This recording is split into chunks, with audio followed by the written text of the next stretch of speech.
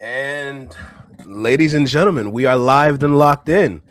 I hope everyone's having a great day, great night, wherever you are in this world. Thank you for stopping by. I greatly appreciate it.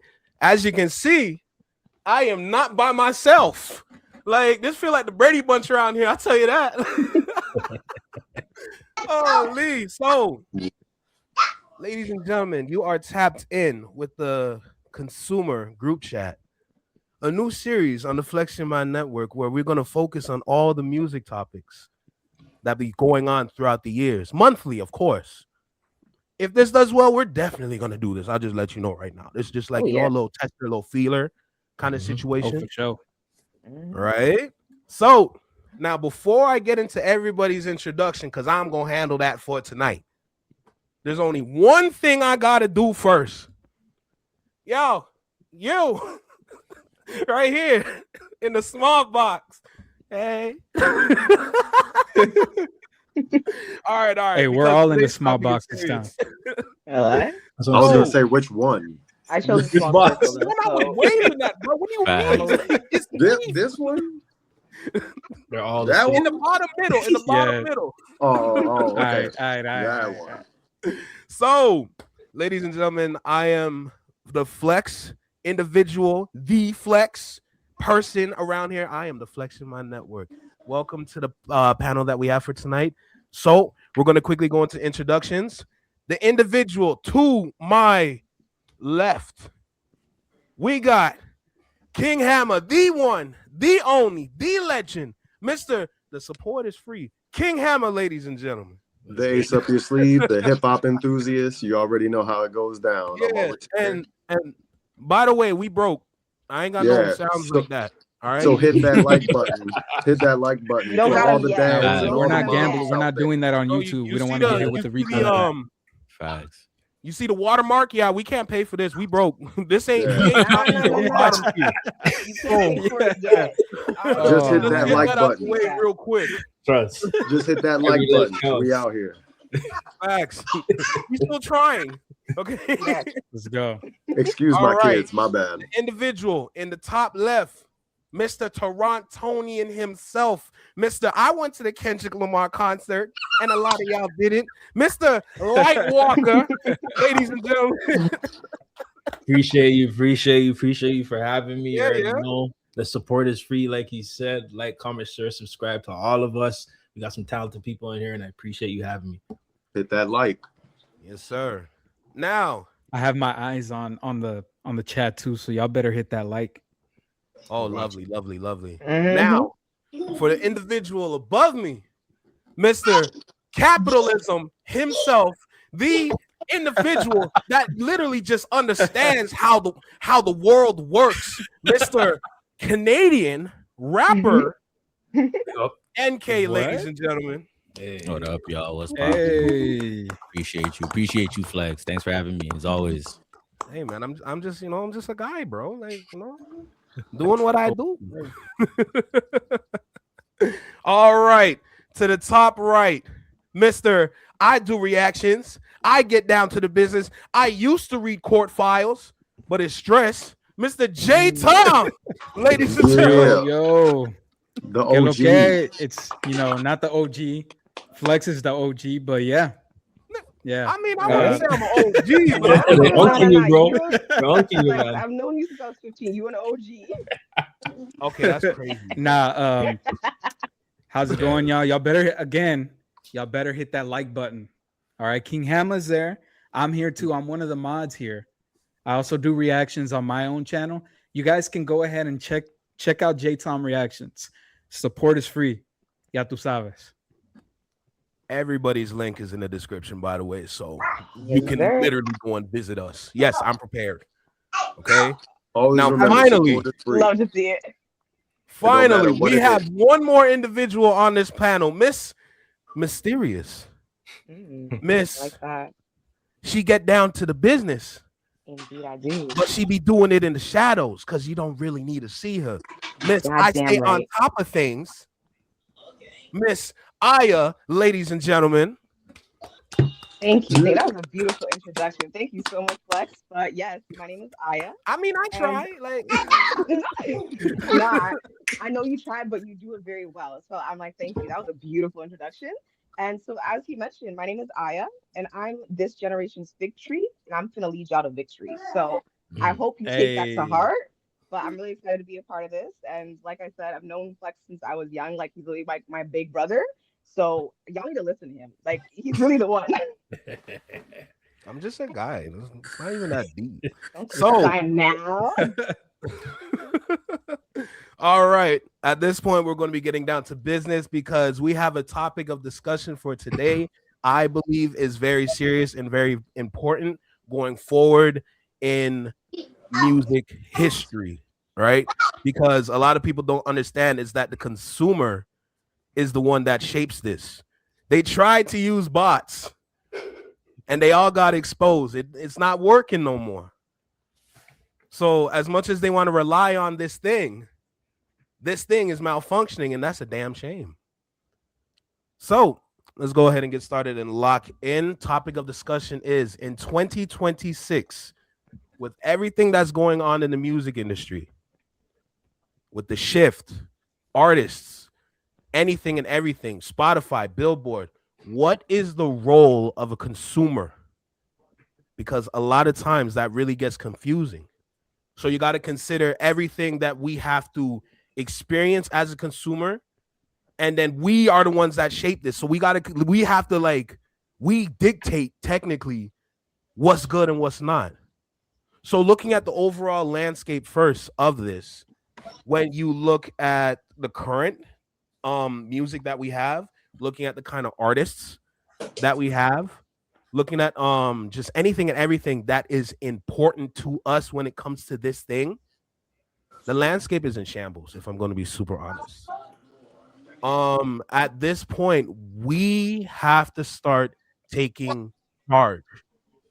One thing that I see on my channel is when it comes to us as a consumer, like I said, we dictate what's good and what's not, but at the same time,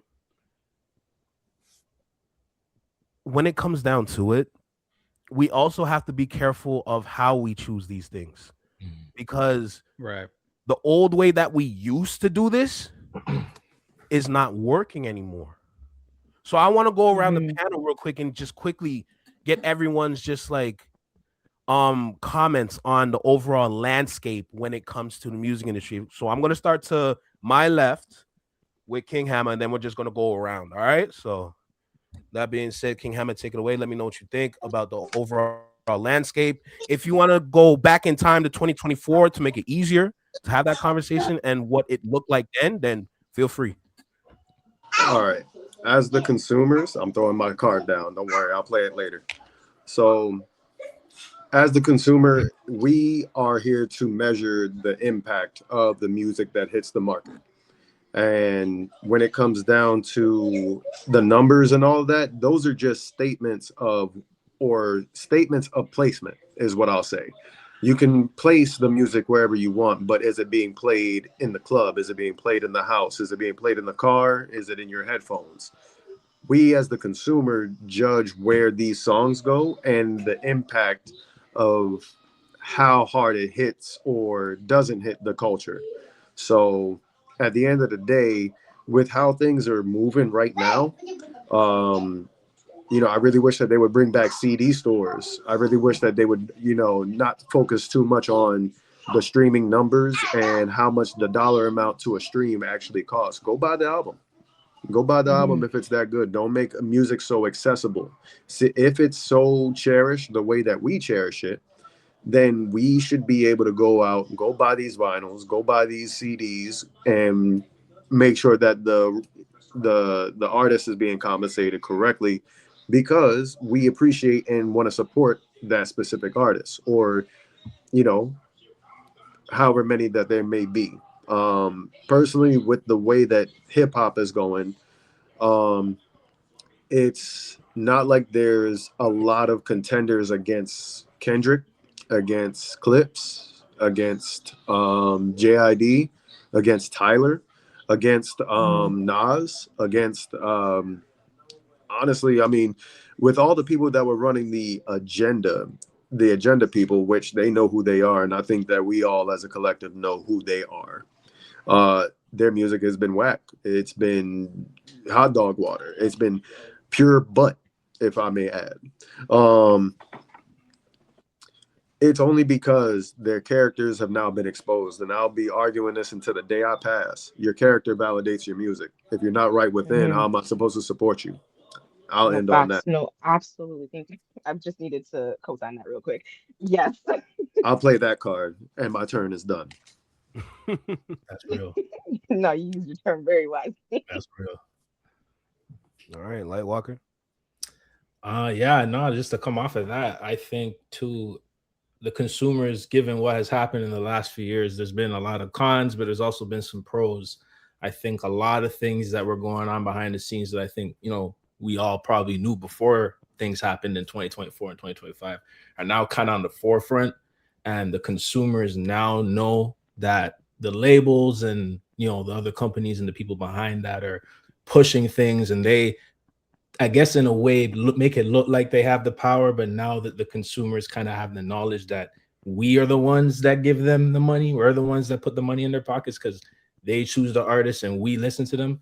Now the consumers feel kind of know, or in that weird space that, hey, we kind of have the power, and now we can dictate what we want in a more positive vibrational way. You know what I'm saying? And that's wishful thinking to say in mass it can happen overnight, but I think right now the consumers definitely need to get picky again and really, absolutely.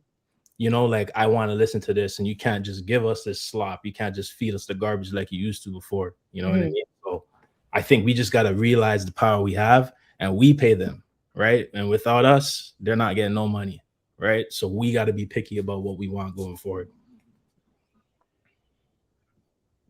No, that's good for real. AK? Yeah, I mean, from my perspective, obviously, like, I'm, you know, I consume music as well, and I'm obviously a big hip hop fan, but then I'm also an artist. So because of that, I kind of see it from all angles. And I think, yeah, I like to be optimistic. So I'll say, like, I feel like it is a good opportunity in terms of like where we're at currently. Like there's a lot of opportunity for us to really like shift the direction in the way we want it to go, especially within the sphere of hip hop. But we could even extend that to Black music overall. But even if we're going to talk about hip hop specifically, I think that, you know, this is a moment in time for us to really like pay attention to like what we consume and how we consume, because I think we got so used to relying on the dominant, like, you know, music industry to dictate to us what is good, what is worth listening to. In reality, a lot of that stuff, even when it's good, sometimes a lot of that stuff just has like a lot of money behind it, right? So I think ultimately we have to decide, like, okay, quality music doesn't just come from a lot of money behind it. Quality music is just quality music, right? If you enjoy music, Facts. and people need to stay away from this attitude of like, oh, because this is popping now I have to pay attention to it. No, you make it popping by listening to it, by paying attention to it, by reposting it every time your favorite artist chooses to, you know, release a song that you like. Like, you're part of that. Don't sit back and wait for, you know, your artist to find the best promoter and whatever. They should still be doing that, don't get me wrong, but you're also part of that, and we're also part of that as a whole. So anyways, that's the point I'm going to make for now, but yeah. All right. J Tom. That up. Okay, so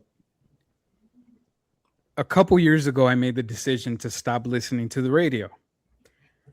It was mainly because of this reason, the reason of people, not people, but, you know, the industry force feeding us, the people, the industry basically telling us what we need to listen to for the whole entire day on repeat. I made the decision because YouTube Music was out, because Spotify was out, because all these different apps were giving me the opportunity to choose what I wanted to listen to.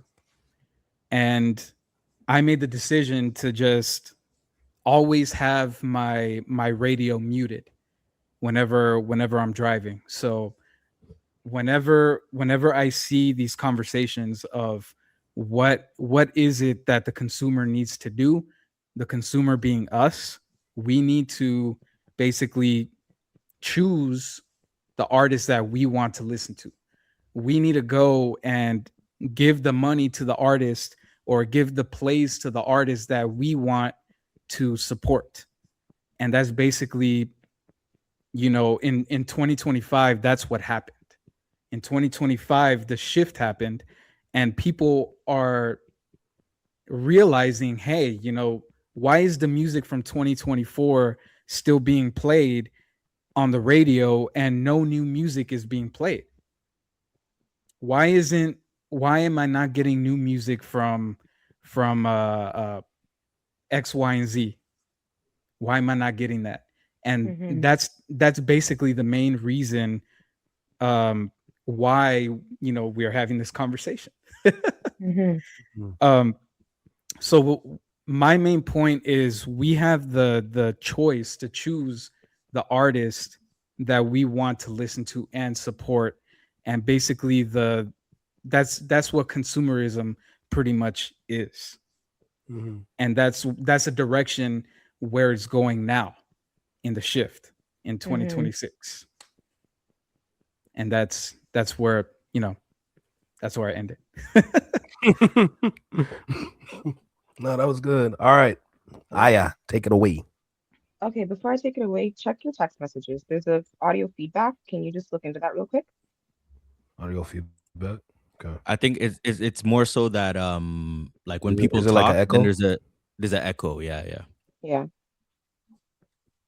Just see if you can fix that. If you can, Interesting. I'll just continue, but take your time.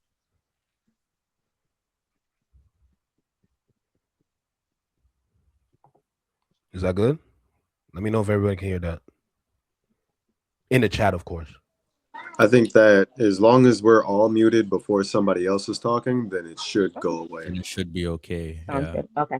So I wanted to say thank you so much all for sharing. Like I loved every single one of those takes. And I already knew I had some notes written down, so I love how everything is already tying into it. So I'm just gonna start. But really the message for us is to stop taking things at face value. It sounds so simple to say that, but as an example to what a lot of you guys were saying, Billboard was one of those platforms that I mostly saw as like, they just report the performance of particular artists. But more importantly, I honestly saw it as like a reflective of the collective mind. As in this society, like, what are we feeling as a whole? Because back in the day, most albums had a theme or a storyline that we could use to relate to our immediate surroundings, regardless of where you are in the world. Like, I remember before I came to Canada, my brother loved 50 Cent, so he was always listening to him. Even when we came to Canada, he was still able to relate to him despite like the culture being a little bit different. So that's what I've always loved about music and the way that it can tell stories that can reach further than just where you're at. But obviously, like we're now finding out that we may have been getting manipulated this whole time by, the art form that we often run to when we need to. Like music heals in certain ways that I think we should be making sure that we're putting out the right type of music. But we're finding out that Billboard has been trying to dictate how the world should feel because they're the ones that also pay out the artists, not Spotify. So that was very interesting to find out. So thank you so much, Flex, for putting me on. But in finding that out and realizing that, it's kind of painted a bigger picture for me where in addition to the introduction of streaming, they now have better control on who they let put out that message. And as we saw for nearly the last decade, Drake has been their cash cow. But let's be honest, what lasting message has he left besides the fact that quote unquote life is good? Meanwhile, the world has been up in flames the entire time. So when we think of it like this, we have to realize that we're the ones who hold the power now that we're aware of what's going on. So moving forward, it's also your decision as a music lover to remain complicit to not only the corruption of the game that we've loved for so long, but also to the impact that these charts and all these things in streaming have on society as a whole. If you're okay with watching it crumble, then proceed as you are. But if you're not, like what I would actually advise you, like how on social media there's like little three little dots you can click not interested. Start utilizing that. I cannot stress that enough. Start utilizing that because when you click not interested, you're also telling you're telling the algorithm that this is not anything you want to see, and it's not anything that you want like people who interact with you to get pushed onto. Because sometimes I see things that other people are liking on my algorithm, and I'm like, I don't like that, so I'll just say not interested. So when you do that, you also kind of sit in your power. And the reason why I say this is because we are the consumers, but we're a different type of consumer. We're the type of consumer where we determine our actual value. So when you think of it like that and you just determine your value, we need to show them that because we value music so much, we won't accept garbage anymore, first of all.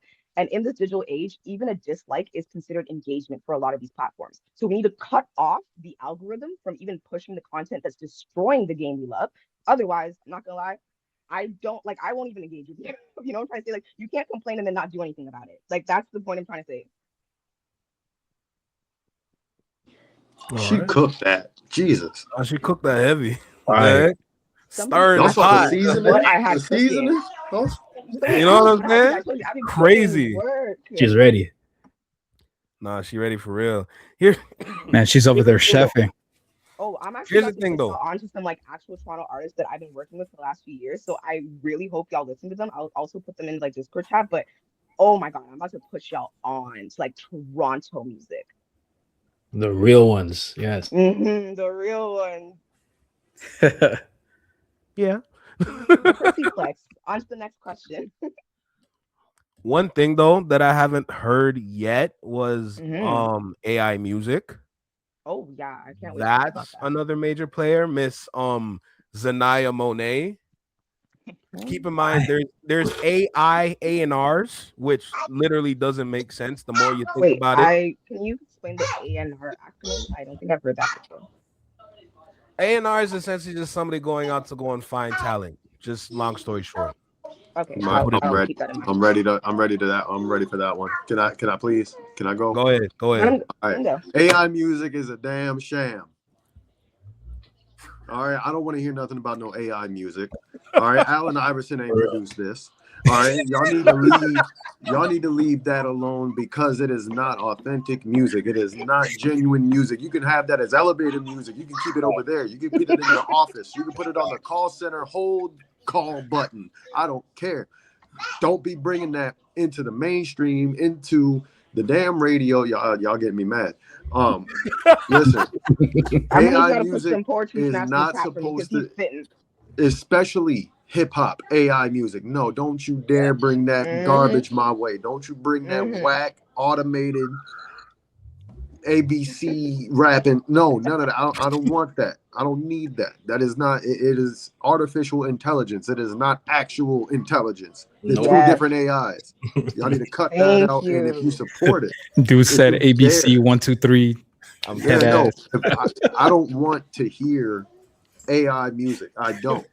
I want to hear actual intelligent music, not artificial. And I want to add to that, if you're using AI for anything besides just like a simple tool, like as you said, like for, hold music or something like that, or maybe like a quick little question, like, and I'm not talking about like you're asking it multiple questions, like let's say you just need to make a meal plan or something, getting a rough template and then using your actual brain to like figure out based on your needs what type of meal plan you need, that's fine. Because I'm so sorry, fresh water is about to be gone within the next 3 to 4 years if y'all don't stop using AI. I'm actually getting so mad. So we're cooked. We're so cooked. And they're implementing it into everything. Everything. And why are all the AI artists? Why are they all black?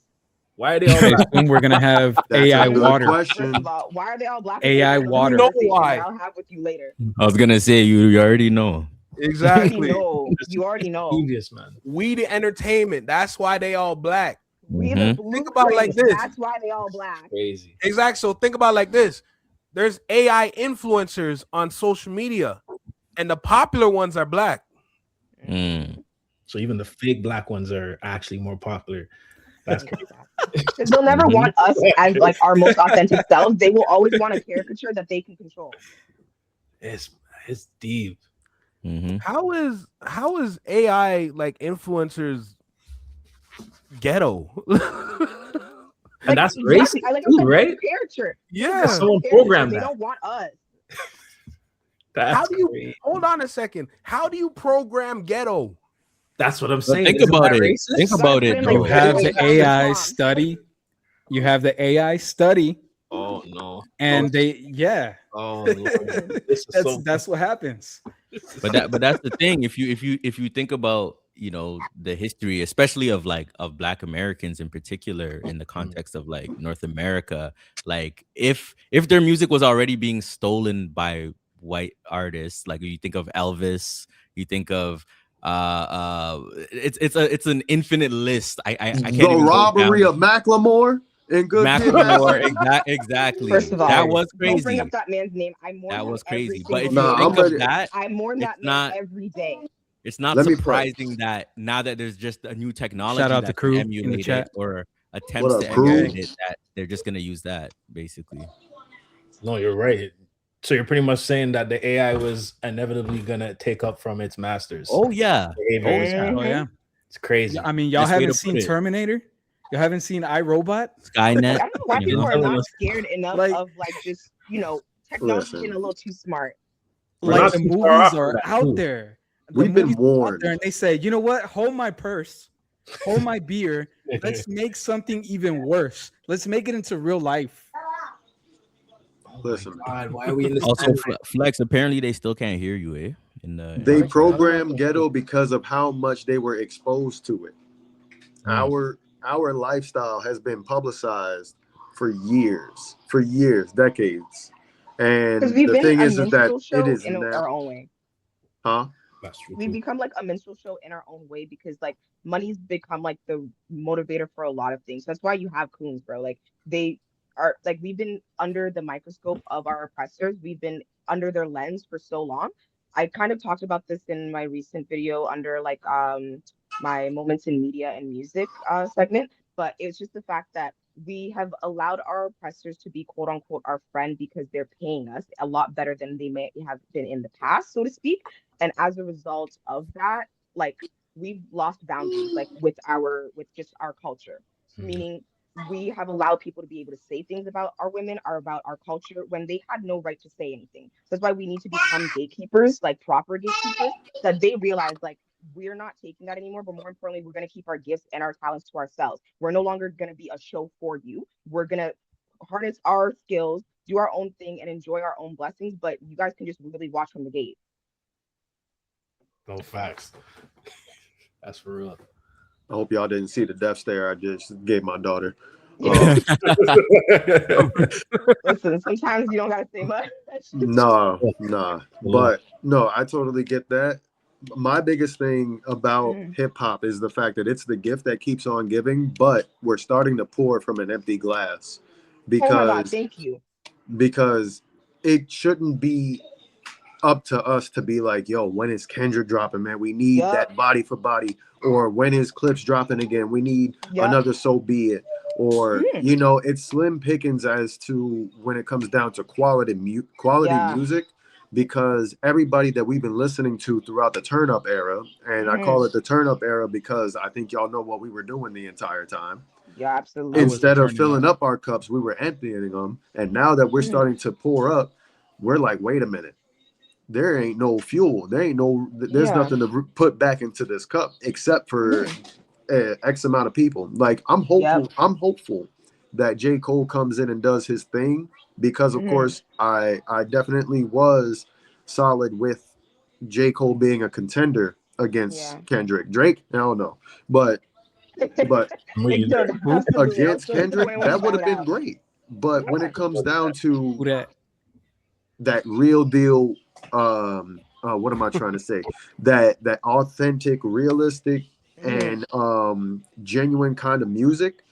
It was definitely him, Kendrick, and a lot of rappers that actually rap that are keeping it alive. But for the turn up era, we've been selling our souls for the last like literally 15 years. I stopped listening to real to the mainstream hip hop since 2015, and it wasn't until 2022 till I came back and was like, man, I miss this.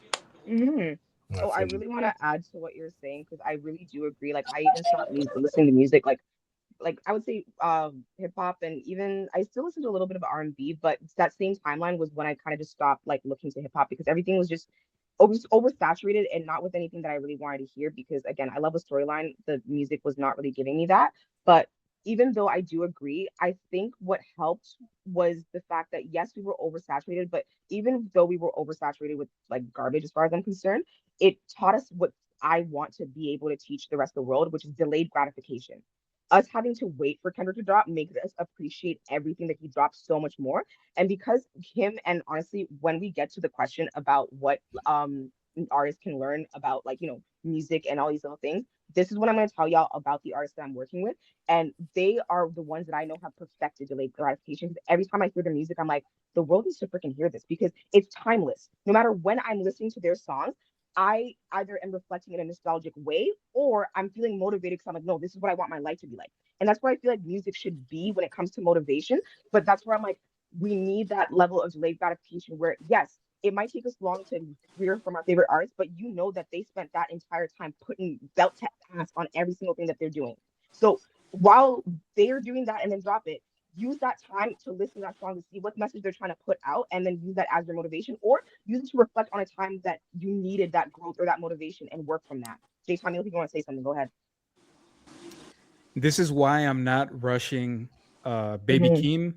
Yep. This is why I don't rush Kendrick Lamar. This is why I don't rush J. Cole. As much as, I didn't like the apology, I'm still a fan. I agree. No, honestly, yeah. Don't get me started, man. Yeah, this is why I don't. Y'all saw This what is I was why- saying in the We chat just today. talked about this yesterday. Facts. And this is why I don't rush artists like Joel Ortiz, Crooked Eye, was basically all the artists from Slaughterhouse minus Joe Budden. Mood music, This bro. is why. Yeah, this is why I don't. Yeah, Joker. This is Crazy. why I don't rush my favorite artists, and this is why I haven't rushed Chamillionaire. Even though he said he was retiring, he still promised me an album over 20 years ago. I'm still waiting. That's great. Nah, you gotta let that go. Look, You gotta let that go, bro. Let's not drop it. I'm just saying. I'm glad. No, I'm just saying. I don't. It's delayed gratification. Whenever they show up, Yeah. you know that they're gonna show you something. Mhm. You know that they're Something. gonna give you the best that they have. It's Because not they've just worked with that for a while. God, Yeah. I need to add to exactly. this, like, because just speaking from an artist standpoint, that's something that like has been a major issue, like even if we're just talking about hip hop specifically, in hip hop Yeah. for a while now, with just too much music. You know what I mean? Yes. Oh my Even God, rappers that I literally. like sometimes I remember seeing a video of I forget who it was. I think it was someone in Griselda talking about how I put out this much amount of albums in the past like 6 months or whatever. And to me, honestly, I'm like, I like what they do, but I'm like, but I haven't heard of any of those because that's too many albums. You know what I mean? Don't Like, emphasis on too many albums. Like sometimes it's a bit too much. Like slow down. yeah, like even from artists that I love, it's like it's just too much content. And perfect example is of the opposite is like even D'Angelo, who just passed away in 2025 like Mhm. if you look Oh at my his God, discog, RIP. like the first few albums, maybe it's like, I don't know, 3-4 years in between Brown Sugar and Voodoo, and then between Voodoo and Black Messiah, I think it's like 10 years. Yeah. And I loved Black Messiah. Like I love Voodoo because he was a true artist. He was like, this is my craft. I'm not just gonna release music because I have music that I've made. I'm gonna release music because it means something for me to release music. So I think as fans of music and as consumers, we should also start pressuring our artists to be like, yo, like this is too much sometimes. Yes. You know what I mean? Like it's too Bully much. them into a corner. Tell them to like nice it for a bit. Yeah. Suckle Because down. no matter how you spin it, the quality will degrade. Even if they're still at a relatively good level, it doesn't matter who you are. The quality is gonna go down if you're making that much and releasing that much. But No, absolutely. No, that beautiful. All right, said. so- And also, you freaking triggered me because I fell to my knees when D'Angelo passed, bro. R.I.P. Oh, fell to Alright. my knees. God rest the dead for real, man. I ain't gonna lie to you. No, for real. So at this point where the conversation is going, we can move on to the shift, because that's a big role that's playing currently right now, and that's literally the reason why we're here. So For the people that don't know, in 2024 there was a rap battle that shook planet Earth with Kendrick and Drake. Never heard of them. Right? Like, who I've are never these heard of one. dudes? You know, that's crazy. Anyway, so Who are they? one of them Right? won. Who's he? And then since that individual won, the whole like landscape that we pretty much just talked about is currently shifting. Right? Mhm. Everything that we knew is going to change. Like what I believe it was King Hammer that brought up turn up music. One thing about the music eras, like the music history that I've noticed is that music goes through a change like every 10 years, like every decade. Yeah. There's always a new sound. We've had, first of all, from when we got to 2010, that was like party era. And then it evolved into turn up era because that's when we had like the Sheck Wests, we had the Chief Keefs, and everything was being destroyed. But just from that moment, how we've been in this for so long, like we're coming into 2026 now, and we're still technically in it because the shift hasn't completed yet. The fact that we are stuck and we don't know where to go is the biggest problem, but at the same time, that's the greatest opportunity to either make major changes or to go through a reset. Right? So when you sit here and think about it, when you go back and you look at these artists that's been dropping, the Jids, Chance the Rapper. First of all, Chance the Rapper had a comeback. He was gone. Chance the Rapper was out of here. And then he just came back with a project that shook the world again. How do you do that? Because he went back to the basics and he started rapping. The bars mattered. The technicality behind rapping matters. And if artists can't capture that, that's a problem. So at this point, I want to pose a question to everybody. Like, what does everybody think about the shift that's going on in music right now? Like, I want to hear everybody's thoughts, starting with King Hammer. I've been cooking up something devious over here. I don't know if y'all know, but think about it like this: the shift of rap it's like rap and hip hop have always been shifting, and no matter what, the mountains never move, but the winds stay blowing. What I mean by that is the people who can stand the test of time stay, and the people that can't go. As of right now, we need to pick out 4 people who are the Mount Rushmore of this change of time. Now, for those 4 people, I got Kendrick leading the charge. Mm-hmm. Right?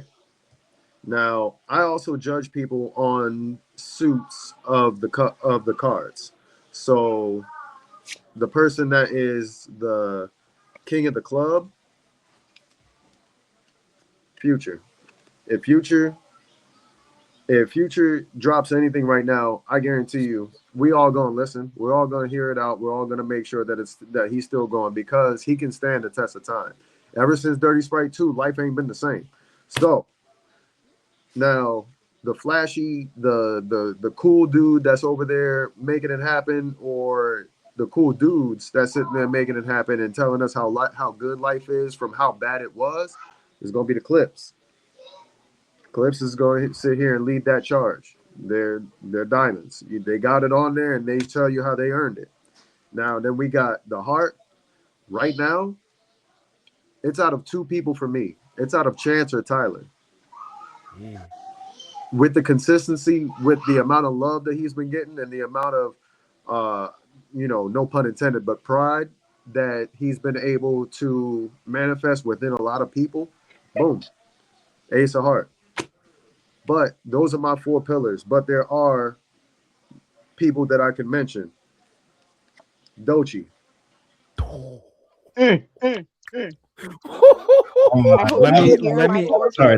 Let me just add. Hey, let me just add. Yo, TDE in general. Yeah. I was looking for my queen of the club because right now, oh, there she is, Glorilla. She's solid. I didn't like her at first because she added unnecessary R's everywhere. But at the same time, she all You don't like her music?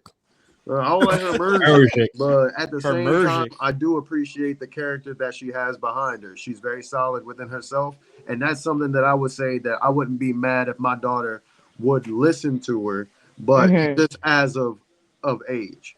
But then we got the Queen of Heart here, SZA. Anything that she says or does, Yo, bro. anything she says or does, oh my God, it's magnificent. It's awesome, and you know, you can only do but so much but respect it because of how hard she has gone and how far she has climbed. And then when it comes down to the Queen of Diamond, I'm gonna let y'all choose on who y'all think that is. Who's flashy enough to be the Queen of Diamond?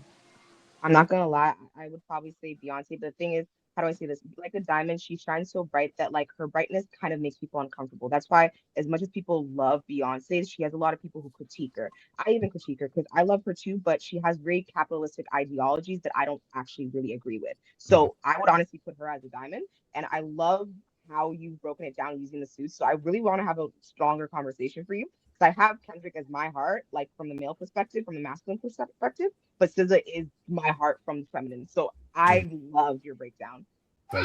I'm keeping the Queen of Diamond as Meg Thee Stallion. I say Rihanna. Beautiful choice. Rihanna shine bright like a diamond. I was gonna put Rihanna. Another good one too. I was gonna say Rihanna, but the lack of consistency has me teetering on the edge and leaning more towards Megan. But absolutely. She got gratification, delayed gratification. Come on, bro. But we got to talk about. We got to talk about the. We got to talk about the people who have demoted themselves.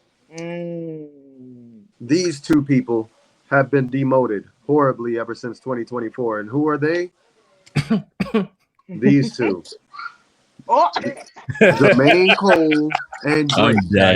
You ain't even got to say their names, bro. Jermaine Cole.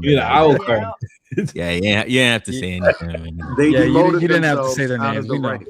They've demoted themselves out of the rank due to their actions and the infrastructure of their character. They have been They have not been stable ever since 7 Minute Drill, and unfortunately for them, you know, I appreciated them for, you know, my days of growing up, my days of being, you know, either in the streets or booed up or whichever the fact may be. However, it's also time to grow up for a certain someone, and then it's also time to stand 10 toes for another one. He's always been fragile in front of other kings. Therefore, he could not be a king himself. Without a firm handshake, how do you get respect? So you can't just shoot. You can't just shoot and then apologize for the bullet wound that you gave that other person. You can't apologize for it because you shot him. J. Cole hopped off the porch. You aimed and you shot. Like, it's hard to apologize for something like that. J. Cole hopped off the porch, sprained his ankle, and said, "Wait, hold on, wait, give me a second." Nah, I ain't doing it. On my way, but you didn't like Grippy? You didn't like Grippy? Come on. Don't do that. Don't. You know what? Nah, bro. Get these kids out hold on. I'm gonna get on. Hold on. No, we gotta talk about Grippy. Y'all better not. No. We moving on. No, we don't talk about that song, man. Bro, we don't say what was worse, Grippy or Wagwan Delilah? That was when they're kind of equal, low key. They're kind of equal. Now I really gotta go to the bathroom and check on these kids. But Grippy was worse for Cole though, because it was him. Is worse for him. I will say that was low. That was low. Because that was the first thing you dropped after basically backing out, like really bowing out, and that's the first thing you dropped. Please, actually, you should have sat down somewhere a lot longer. You should have been by that. It's like writing a lot longer. I know he said he's been working for 10 years. You should have just shut the fuck up for a little bit. Just a bit longer. It's like J. Cole heard Wagwan Delilah, and he was like, "Here, let me one up you real quick." Let me one up you real quick. Nah, but it was nothing worse than Wagwan Delilah. Like, that was parody music, except it was legit. Like, if it was parody music, I would have been like, "Oh yeah, it's a little joke." But like, it felt like he was actually trying to like do something with that. No, and I'm like, there's so many other like actual Toronto artists that you could have put on properly, but you want to make a fucking joke out of Toronto, and that's again why I don't respect that man. I agree. Facts. Good point. Good point. Thank you. All right. So Yeah, from go now on. on, Don't piss King me off. Hammer, King Hammer is Gambit. I don't care what nobody says. After what he just did with them cards, you are Gambit. Bro, Okay, okay. You be just toss them joints like, ah, like you know. What I'm ready, I was saying? like, yo, another one. Fire. Wish I had the soundboard on here. I'd throw that on. But nah, like just looking at like the different things that's happening in the shift, like a lot of people like, and let me make it clear, a lot of businesses, a lot of companies are pushing the idea saying this is the worst place music has ever been. No, this is a reset. We are It's a going renaissance. Yo, if Yeah. We're it- in the if it's renaissance. if it's bad for business, it's good for hip hop. Oh, Mhm. facts. Absolutely. And it's happening in all art forms, by the way. It's not just music too. Yep. Yeah. I love Happening in that the Flex, film the way industry you as said like, well. we're in a reset. I was telling you like 3 Facts. years ago that we're about to enter a renaissance because Beyonce's renaissance had dropped. I was listening to that like on repeat, and like I don't know how to explain it, but I love history, so I started just kind of looking back into the actual renaissance period. But obviously my favorite quote is those who cannot remember the past are condemned to repeat it. So the reason why I say that is because honestly, I'm so sorry to skip the line, but I really need to say this right now while we're talking about it. But when it comes to what I think new artists should be like really focusing on is pretty much what Kendrick said in the last album on the Heart Part 6, which is, you know, he used the sample from SPW for Use Your Heart, but basically put your heart into the music. Stop worrying about the numbers because that means you're just using your eyes. Like you need to actually focus on it. And that's why I really want to promote delayed gratification, because when you're trying to push anything out for just reactions and like just for momentum, it's you again trying to just use your eyes. But when you take the time to harness your craft and focus on the message you're trying to put out, that's when you're using your heart.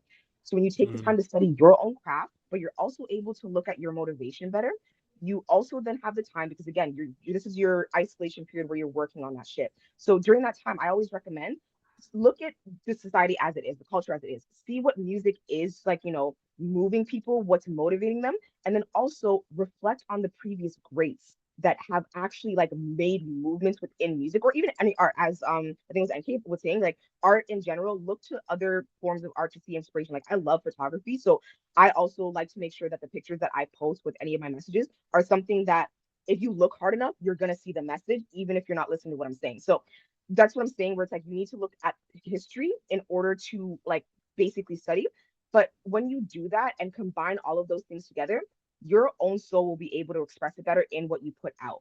So I really loved everything that you guys were saying, but I wanted to really point out that studying history is how you are able to make sure you don't repeat the issues and the problems of the past, but you're also able to learn more about yourself, learn about your culture as it is, but also learn about your previous culture. Like that's so important. That's why I really love Sinners and the way that they tied like multiple cultures into everything, especially in like that one song.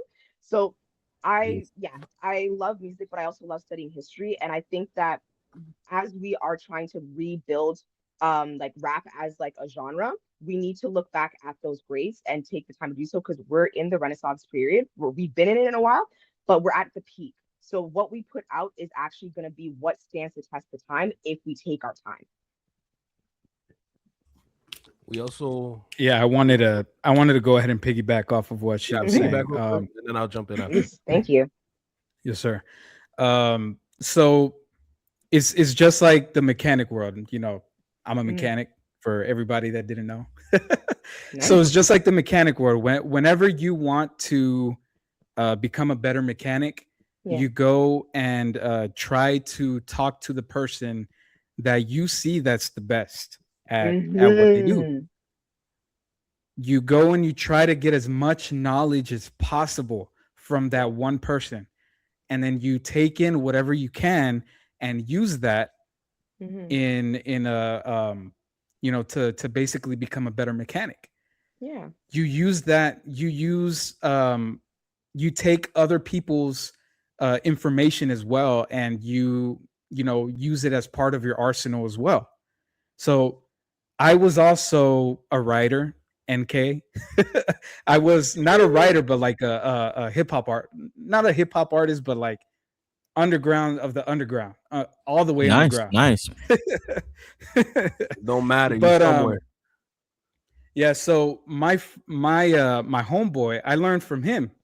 Mhm. He was, man, that dude was so lyrical. I wanted to be just like him. So like I studied his raps.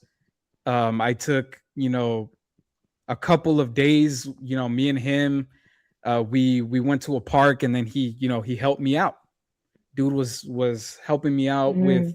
with my pen, telling me his thought process whenever he's writing. It's I just Beautiful. I'm like a sponge. I'm like a sponge. Mhm. I tend to take people's information and I try to just be a better person. Try to be better at what I do.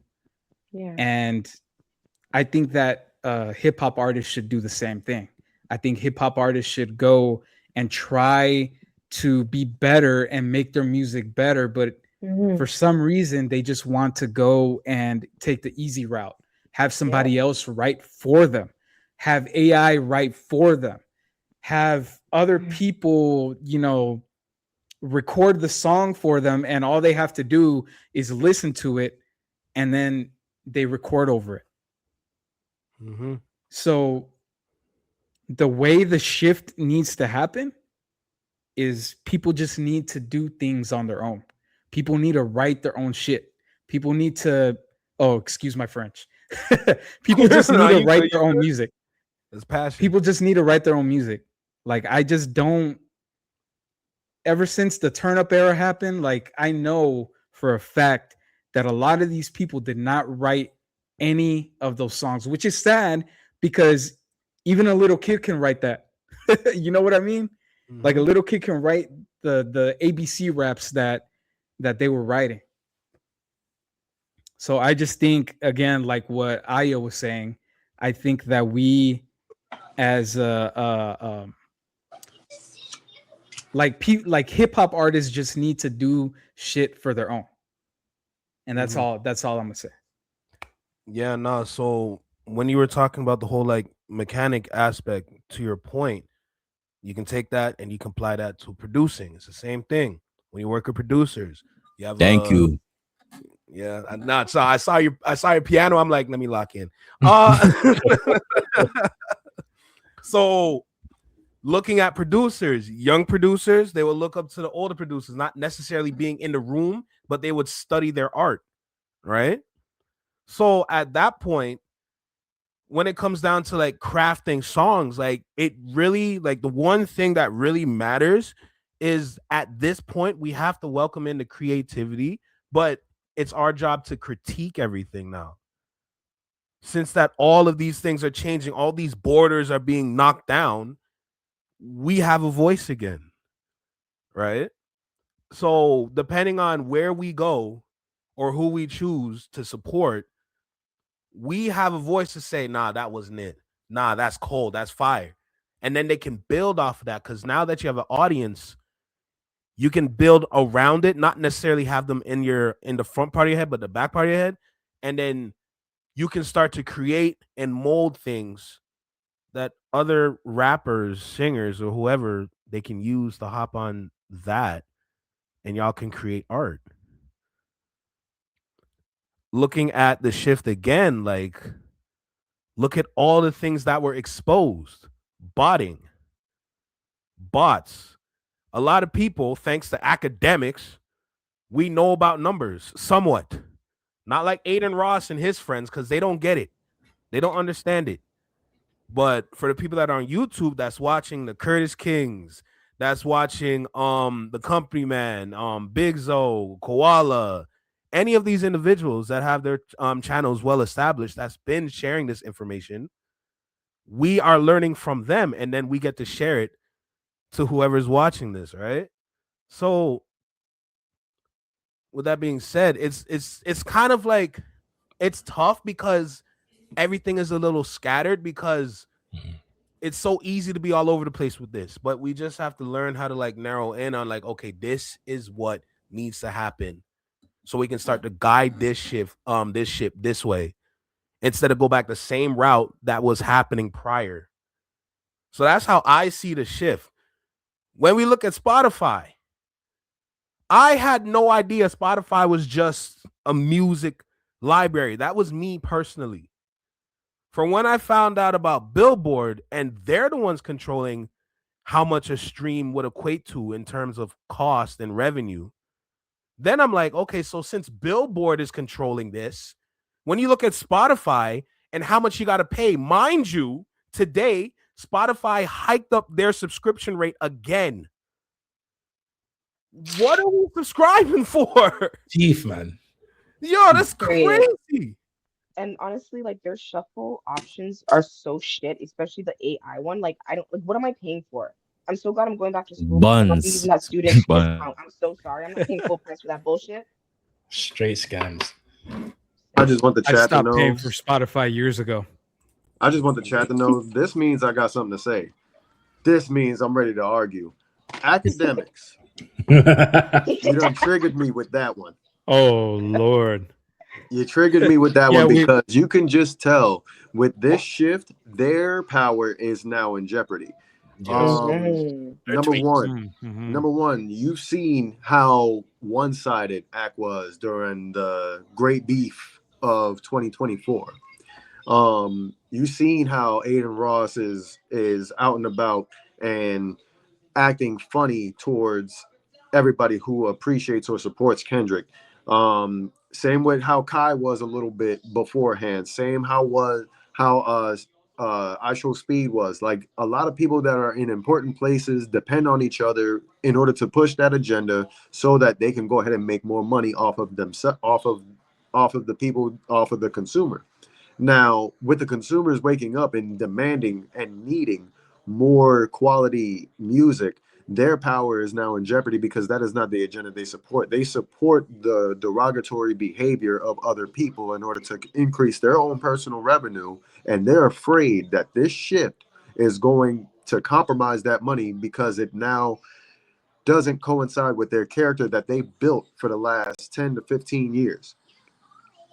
And we would know an obvious shift in their character because of the way that they're acting. They cannot sit there and say that they're impartial or non-biased because it's obvious whose side that they're catering to. Look at Drewski. You saw how K. Dot did him at the BET Awards. Like, we all understand vibes. We all understand energy. We all understand mannerisms of human beings. And boy, over there. And pardon me. But literally it's all about this boy to mess up my whole vibes. Lost your train of thought. Don't kill me. Nah. I'll come back. But when it comes down to it, this whole shift in hip hop and all that, it's more directed towards the youth because they want the youth to stay malleable, to stay, on that YN stuff instead of that grown man stuff or that grown woman stuff. It's hard for them to make money off of people who are bettering themselves instead of just giving the better part of themselves Oh to my them. God. No, literally. So that's why I flagged this because I'm always ready to argue. But if I have something to say, I'll throw this up just for the chat to understand what I'm doing. The other one on my behalf, I need to argue something. Well, actually, not even argue. I need to agree with you something very heavily, but it'll be an argument against, how society is.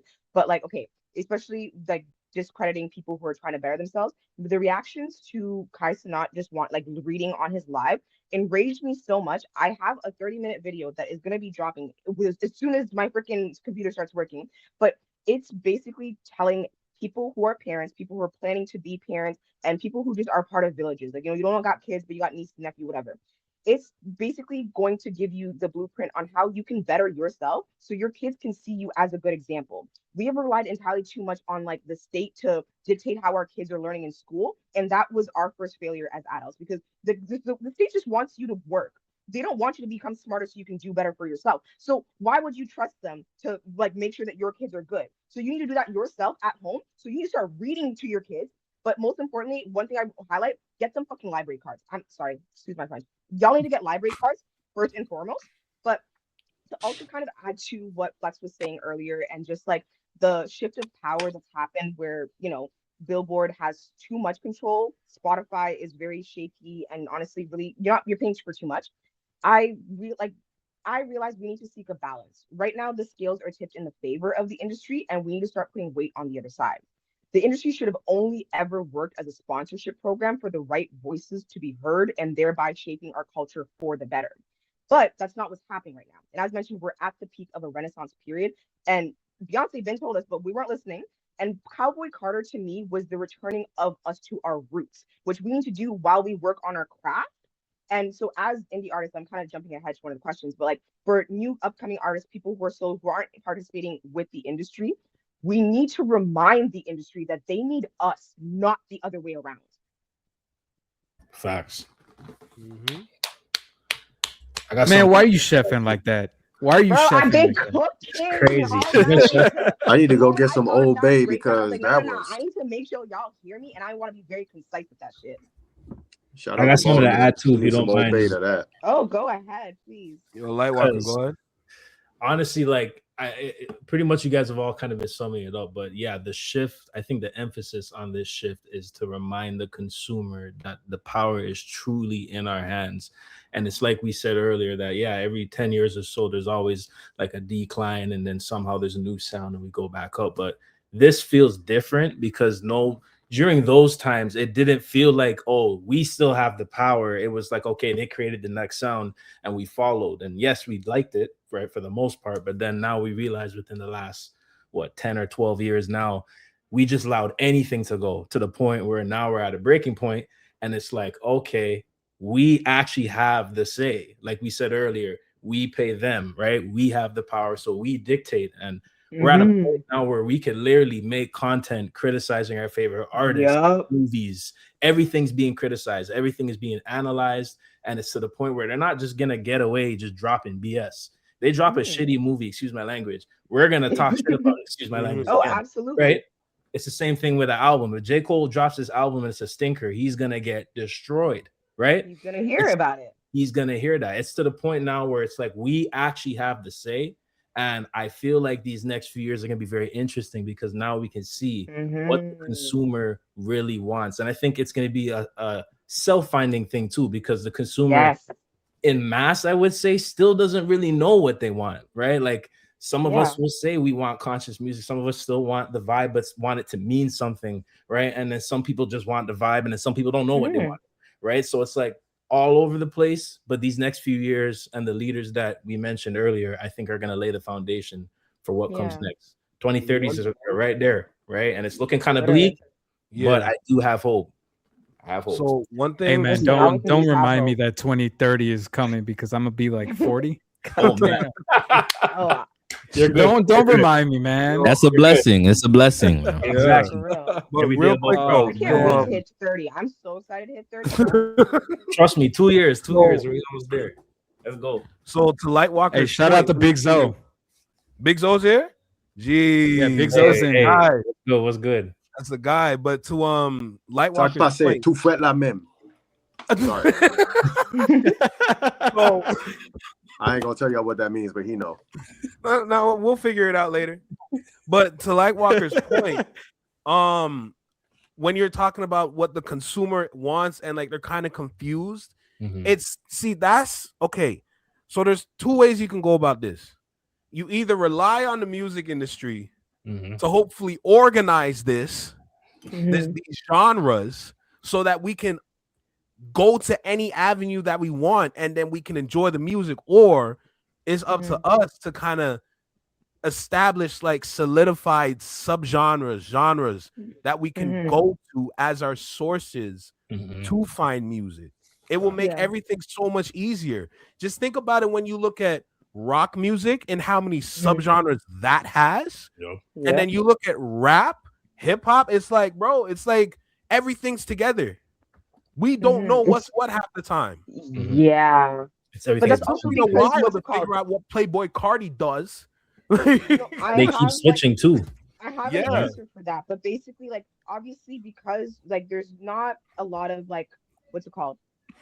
It's escaping, the word is escaping me, but basically, like, there's not a lot of notoriety for the type of art that we put out. That's why with the Grammys and like other music awards, they just put us in categories that we often don't belong with. That's why Nicki, honestly, as much as like I don't really mess with her anymore, she was mad because she was always in categories that she doesn't feel like she belongs with. So I remember, I think part of what started the beef with her and Lotto is that Lotto won for, I think, best rap album or best pop album, but like basically they had a song that came out basically very similar vibes, but she wasn't in the category that she believes she should have been. So that is part of why it's harder for us to figure out our own genres, is because when we look at how music is shown to the rest of the world, we're basically generalized rather than being seen for exactly what our specifics are.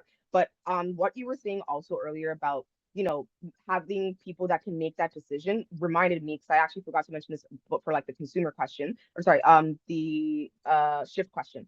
But basically, I remember watching FD Signifier's video, I'm What the Culture Feeling. I actually recommend everybody to watch that if you believe that you like we need to be the voices of the culture, because basically he describes and paints out what a gatekeeper is within the rap game and what they did in the past.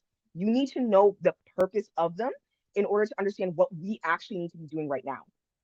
But basically, to kind of summarize it, the gatekeepers were the ones that even allowed the industry to know about some of the people that were just, you know, up and coming. Meaning we also decided who got access to the sponsorship, because we know for our culture what message we want to put out. We're not going to let somebody pulling out bullshit go in there and represent us as a culture. We need to figure out what we want to represent as Black people, as and how we want a rap culture to be represented to paint that light. And then as gatekeepers, we can still do the critiques that we're doing right now, and that's how we become the gatekeepers. That's why I really want to be a part of the conversation, because I think you guys would be amazing gatekeepers. You have so much to say and like so much knowledge. So become the gatekeepers, and we'll be able to kind of decide within our own bubble over time whose voice actually gets heard. No, that's a great point. W also- points. Yeah. And also, and you see, that's why whenever I saw the clips get into the Grammys, whenever I saw Yeah. Kendrick win all those Grammys, I Yeah. was like, yo, About hip hop time is the back. voices are heard. Like, NK. people are actually Hip hop is listening. No, back. I want to hear NK next. Now I want to hear Yeah. NK. Yes. yeah, I was just gonna add. First of all, I agree with basically everything everyone's saying. The point I wanted to touch on is in regards to the Billboard and the Spotify like dynamic a little Mhm. bit, because I think one thing that we have to realize with that kind of revelation is that it really goes to show how value in our society is manufactured, right? In terms of like what like who is Billboard to tell us, the masses, the public, what the value of an individual song is, or what the value of an album is, or all of these things. And what's evident from looking at how they've manipulated those numbers is that they're just, all it is how do we set these numbers up so that we can make the most amount of profit, and that's it. It ends It's all there. about the money. In terms of like how the culture is gonna do, in terms of how especially Black people and Black creators are doing, or how they're gonna be feeling, or how that affects them, it doesn't matter to them. All they see is numbers on a piece of paper or on a screen, and then they manipulate those numbers and tell us, well, this is how much this is worth. If you have a million plays on Spotify or YouTube Music or whatever, it's worth this much amount. It's all manufactured. It's made up. There's nothing in reality that determines how much a song is worth. Only the people And that with are bots actually existing, listening we've to already it. seen how like they can be, the Right? numbers can be manipulated. So why are we Yeah, believing the numbers you if they can't can be manipulated? quantify that. It's not something you can Exactly. quantify. But that's the issue with the kind of society we live in, is that it has to quantify everything, because the main goal is to just make money and make profit. But then it's willing to deteriorate the culture, the music, the art, the literal planet we live on.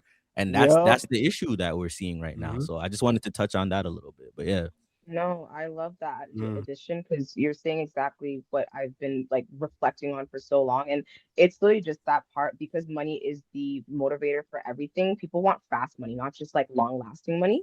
And that's part of why like people are just willing to put out anything, but also they're willing to like promote anything, because it doesn't matter. They're paying basically like pennies to the dollar. Like it's not gonna matter to them.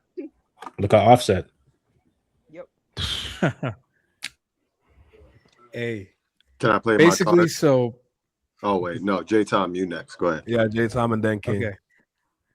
So the way that I see it, this the promotional, not the promotion, the basically the industry, the ones that promote, like Universal and what I forgot the other companies. I don't care.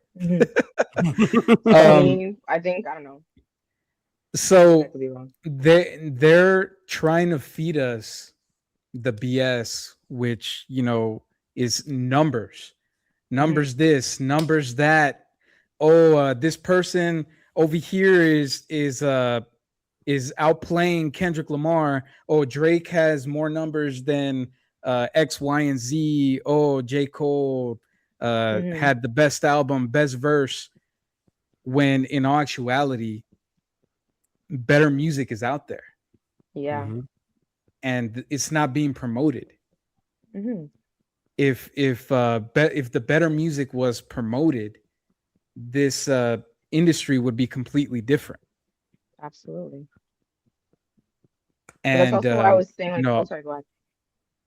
Oh no, go ahead. I was gonna say, like, that's why I was also saying, like, as the consumers, yes, we are now the currency, but we decide our own value. That, like, we're different type of currency. So the sooner we start showing them what our value is, the sooner they start trying to lowball us. Right. That's right. Go on. Right. And I'm gonna piggyback off of what you said. So basically, in the turn up era, there were they were feeding us BS like designer. They were feeding us BS like I'm gonna say it. I don't care. They were feeding us BS like designer. They were feeding us BS like Soulja Boy. I'm gonna say him too. I don't care. Come at me. Now that was a pioneer for like the social media booth. I'll give him that. Yeah, I get exactly what you mean. So they were feeding us that, and people were just taking it in because that's what was on the radio. And if basically if the music industry was different, like back in the late 90s, early 2000s, we were getting people like Ludacris. We were getting people like Chameleonaire. We were getting people like UGK, Jay-Z. We were getting people like Nas. Even Nas was being played here in Houston. Yeah. We had all these people being played, and it was quality music. T.I. I'm going to even say T.I. T.I.'s music was good. Oh, yeah. T.I., so my point is... This nigga reads a dictionary. I'll tell you that. He knows what a dictionary is. So we were getting all this music, and then all of a sudden 2010 comes, and then like what the fuck happened? LMFAO. Not too much. Come on, you love that era though. Because I did a lot of things. No, I'm just saying that was the shift. Not even, I wouldn't even say shift. That was the new rollout. That was the new thing. Like hype. And they ushered in. That's why a lot of us, we weren't too cool with dubstep, but some of us could appreciate dubstep. You know what I'm saying? A lot. That's when like Raven got popular. Like, like everybody goes to a rave. Or Harlem Shake. You know who else was really good? 303. Oh, the Harlem Shake. I don't know if y'all remember them, but don't trust the hoe. Never trust. I love them so bad. So, like, they were around the same time as LMFAO. I'm sorry, they shape music so differently for me during that time period, but that's why I'm like, nah, not too much. It brought you back. I hear you, but not too much on this week. All right, King's next. Take it away. Impact. Impact is the word of the day. Impact is driven by the consumers. All right, Gambit. Oh, trust and believe. Gambit learned from me. So love that. So I'm a grandmaster spades player, so I ain't trying to hear nothing. You know what I'm saying? Like y'all saw the breakdown of their roles. Cool. You saw their breakdown of the roles earlier. If y'all need to skip or go back to it, trust me, I was cooking. But now I'm about to add some grease. So listen, Impact. We haven't had impact because the turn up era was all about the mood, the vibe, Yeah. the scene. We were always wondering about who is this and who is that. We were always looking for something new, something fresh, instead of Hmm. what they were actually talking about or what they were actually doing or progressing, because we were all trying to escape something Hmm. that we all felt. We all had a Yes. void. Now, there were four people at the time that were filling the void. That would be Drake, Kid Cudi, Kanye West, and Kendrick.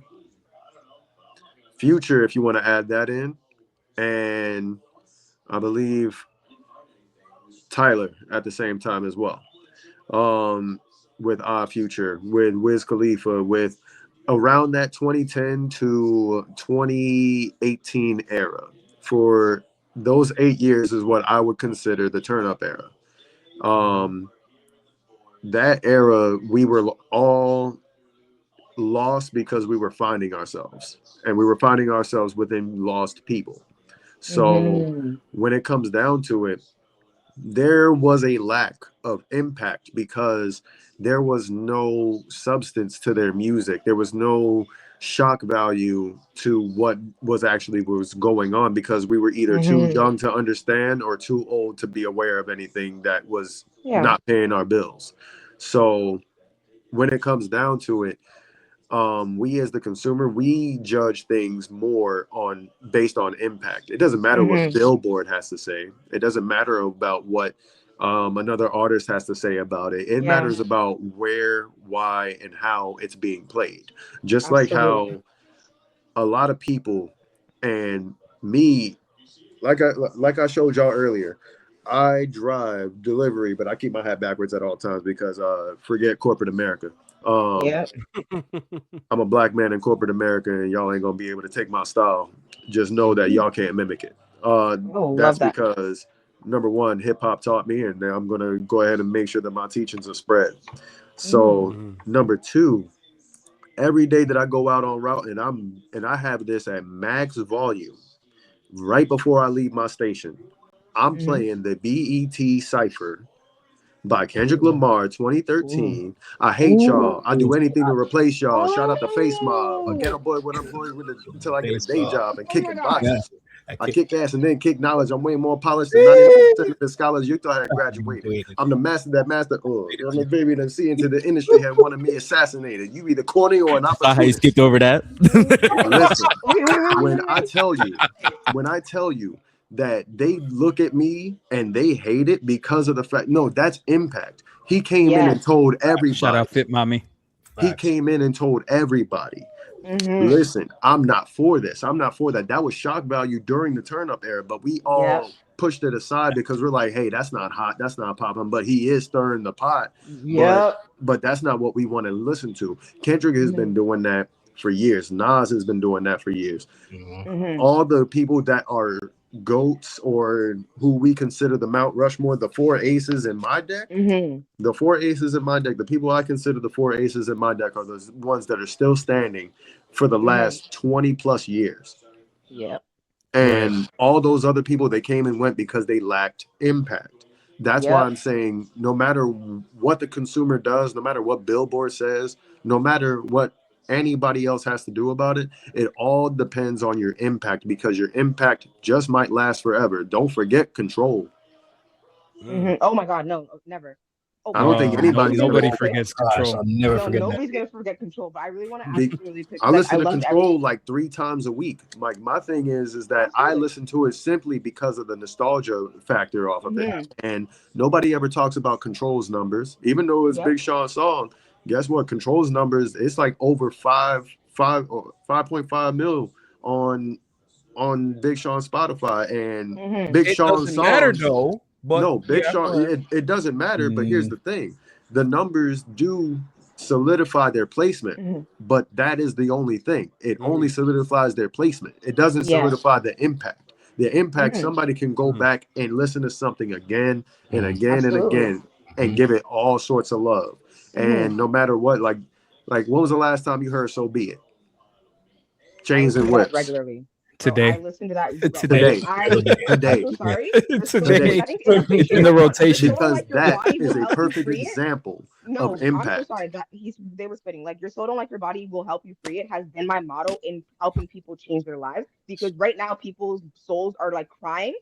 And you need to get in tune with your body. But I'm so sorry. I don't want to interrupt you, but I loved everything you were saying, especially because you were talking about the impact and during that time. But I also, I love history, but I also love timelines. I want to add the fact that during that time was around the 2008, like depression was basically happening. Like, we were entering a depression during that time. So one thing that's usually a key recession indicator is that certain music, it's called recession music. People need to be out in the club. They're spending money on drinks because they need to escape from the realities of what they're going through. So of course that music was bumping because we were entering the peak of a recession. So impact absolutely is something that we need to always be considering when we are putting out our art, because again, as you're saying, despite us basically reaching the peak and maybe even kind of coming to that downturn, Kendrick was dropping absolute fucking heat. He was dropping messages, but only the people who really love music and really love or like understand the impact of music heard it. A lot of people here, they don't listen. Exactly. And with that, I end my turn. UGK, or I think it was what song was it? No, Andre 3000. They don't want to dance. They just want to they don't want to hear me. They just want to dance. Literally. Yeah. Right. That's the I need to just let that off. Thank you. Go ahead. All right, let's hear from people, Walker, and then we're gonna go to NK after.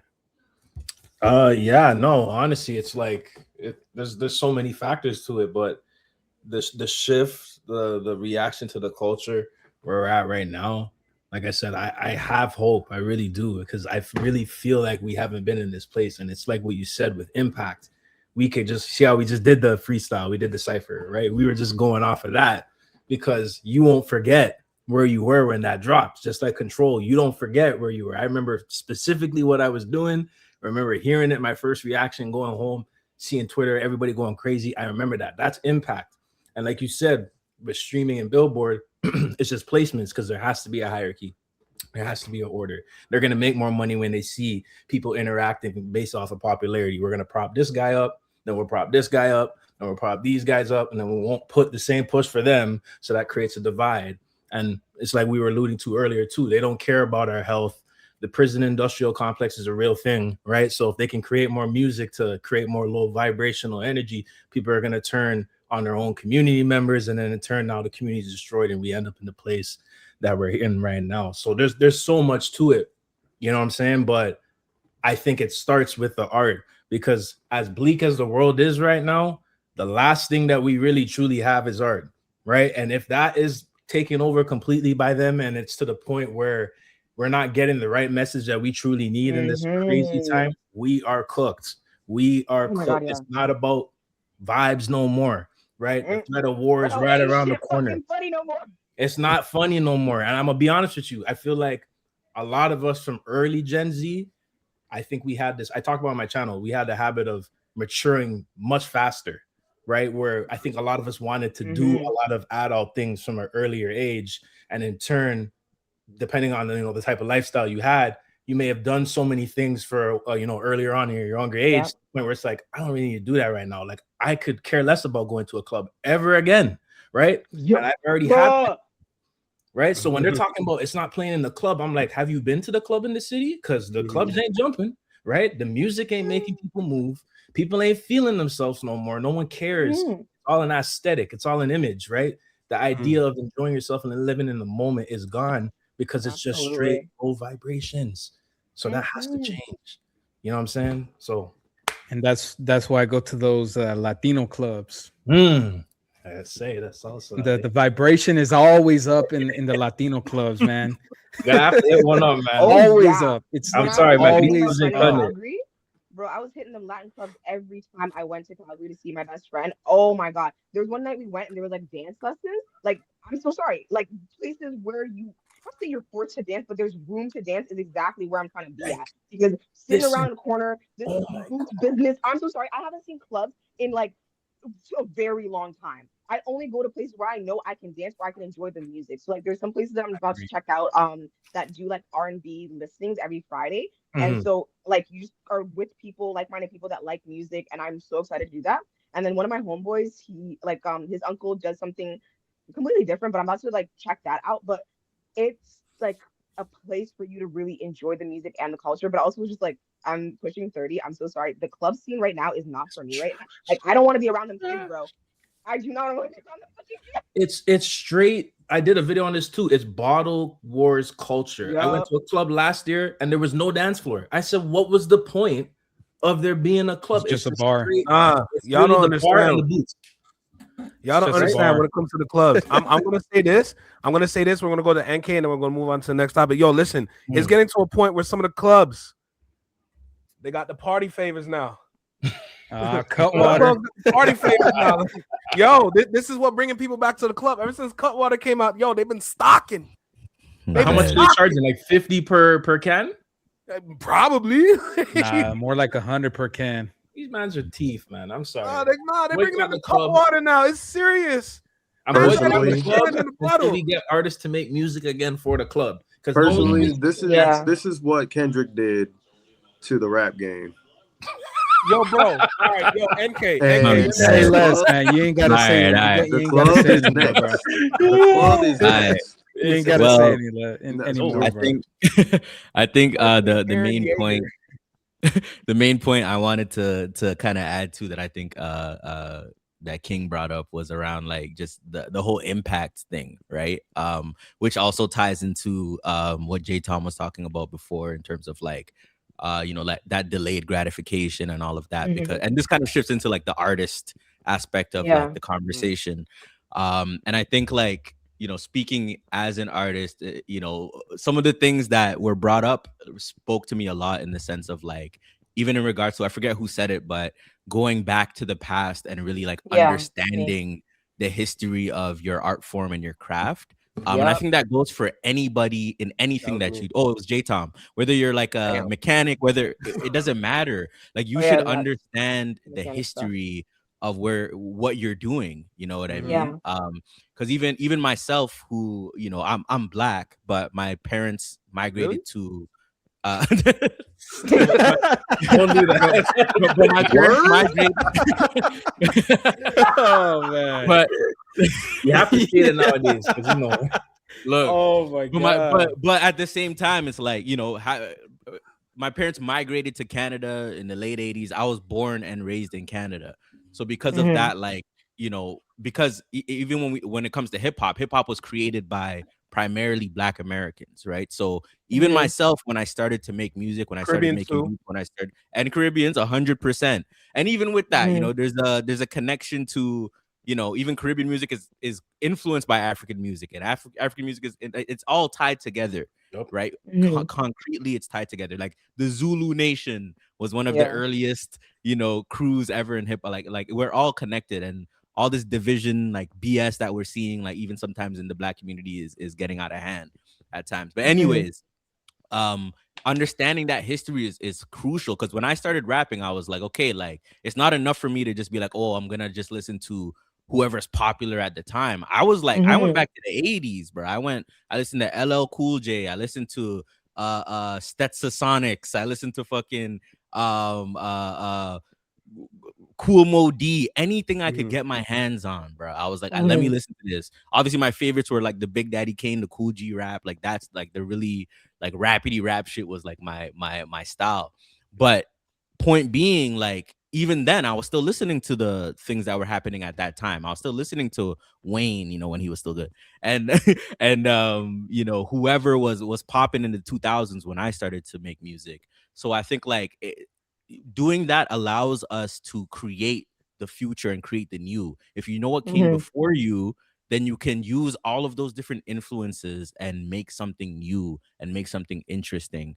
And to the point that it's like, almost unrecognizable at times. Like someone that really knows music will hear your stuff and be like, oh, I can tell you probably listen to some of this and some of that, but it'll be murkier because you have so many different influences. And I think even when I think of someone like speaking of impact, even though he wasn't a mainstream artist, like MF Doom, who passed away in 2020, perfect example of someone who was like, this dude's brother died, who he used to rap with in the first crew he was in, and then this nigga disappeared, came back with a mask on. You know what I mean? Like that's crazy. right? Mhm. From an artistic standpoint, that is insane. But that is Yeah. that's the kind of thing that allows artists to have impact, is taking those kind of risks and doing what's true to them, because that's not for everybody. I'm not saying everybody needs to go put on a mask. I'm just saying, like, people should really understand who they are for themselves as artists, so that when they're making their music, it's actually authentic and it's actually real, because Hmm. that's what allows us to really, like, have that longevity, not only as artists but as a culture, right? Even for the consumers and people listening to the music, is if you really know who you are and you're reflecting yourself, you're reflecting your surroundings, you're reflecting the times, that's what makes, that's what makes an Illmatic. You know what I'm saying? That's what makes those kind of classic albums. That's what makes, any classic album you can think of, even on the even on the side of, like, more popular music, like, right, we're talking about clubs and people not dancing. Who is the modern day Missy Elliott? You know what I'm saying? Like, even if, Yeah. right, even if you were someone who, you only, like, prefer lyrical rap, like, I was like that, especially when I was a teenager. I was like, oh, I only want to hear them bars. When a Missy song dropped, I was all over it. You know what I mean? I was like, this is fire. Because, and she Music make also you lose understood. control. Music make Yeah. you lose bro. And Come she on. also understood her Awesome. past. She also always paid homage to the rappers from the 80s and 90s. You can hear it in her lyrics, even. She's always referencing these, and she did her own thing with it. Like, that's what we need, is for people to not be scared of taking those risks, and to really understand, Yes. like, yo, in order for the culture to move forward, you have to take those risks and understand that, like, just because some label Absolutely. exec or whatever is saying, oh, no one wants to hear that, no one wants to hear this, they don't understand shit. Pardon my language. I don't know if I'm allowed to swear on here. No. But They they don't. understand the But business. and that's And the I, issue. yeah. They understand, and even though they understand the business in reality, in actuality, is chasing the culture, right? Yes. A lot of the Yes. Oh my songs and God. a lot of the artists they choose to put on were already Hmm. popping Yep. before they signed them. That's why they Yes. signed them. They right, because even with the whole Drake Kendrick beef, I remember people trying to be like, oh, Drake put Kendrick on, but I'm like, nigga, Dr. Dre co-signed this nigga way Yes. before this. Oh, Even the bro. weekend, bro. Even the weekend, people were saying that, and I was like, look, the weekend's House of Balloons House of mixtape Balloons. was Yep. viral What are we talking before Bro, Drake. Was Bro. I want to viral speak before on that Drake. right now, bro. Oh my Yeah, god. Because people when we're just talking take about whatever impact, Drake right? says and they run with that shit. EXO. Yeah. King Hammer, I see your card, but I just gotta say this real quick, because if we're gonna talk about impact, look at the business of the music industry and notice how every time there was like a dark period in music, the perfect artists just so happened to come out, right? So when it comes to the Weekend and House of Balloons, remember I forgot who said it, but when the Weekend came out, it was like pretty like a depressing time in a sense, which is Yeah. why his music was slapping. All Mhm. right. And then when he went on his run with the albums that he put out, nah, that was like, Crazy. that's a different kind of run, because the way that his music went around the world like 3 times over that quick, Yep. Just like that. that's something to notice. But also watch this now. 2018, I think it was Mimi that said it was like kind of like a depression kind of state. Oh, 2008. So that was like 2000, just sorry, the start of, 2008. yeah. I had it in my head, but I just said It's 2018. That's okay. my fault. But No. in Honestly, it could have felt like 2008, 2018. yeah, That was that's my basically fault. right That's my fault. before COVID, like a couple years before COVID started. And honestly, we are technically in recession-esque, like Right now. there's recession indicators that have been happening for the last like, Facts. year or two. Yeah, So it's we coming. are now in that second stage, or not second stage, but everything is a cycle. Like there's business cycles, there's economic cycles in life. Even timelines is what I'm saying. You have to learn your history in order to understand how the future is going to be laid out, and that's why I actually really love astrology. But that's another thing. But what I'm trying to say is that we're now in the next cycle of the recession period. So that's why everything that we're talking about right now has pretty much already happened back in 2008. So check this out though. In that time period, 2008, notice how they started to roll out rappers with an ideal dance that came with Yup. their music. Think about every viral dance that came out, starting with Soldier Boy, and then starting to go down that line.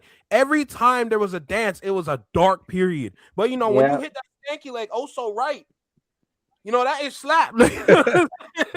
Or when you hit that Dougie, you know, you're Yeah, done when with you- smoke. When you hit that, you know, or when you hit the dirt. Yeah. Cat daddy. You know, we out here doing the most. Oh my God, don't even get me started. But- with Cat Daddy, bro. Yo, cat daddy, yo. Oh my God, Jersey in general. That was my era. I was in my backyard using like my sliding doors as a mirror, just practicing dance moves because like that was really an era for dancing, bro. For real. Especially that Vine era too. That pin drop though. And honestly, I remember TikTok basically Leave, came out. bro, Well, it was leave. already like starting, but it really started booming around like COVID time because everybody was forced to be in their house. Their social media is booming. Technology has really advanced since 2008. So we now are able to see the art being made in real time for some people. It's crazy. So to finish my point though, just like the music industry, they're paying attention to the impact. They're studying it, right? But watch this now. They have to get it from us at the end of the day. No, they have to look to the consumer and see what's hot so that they can emulate that.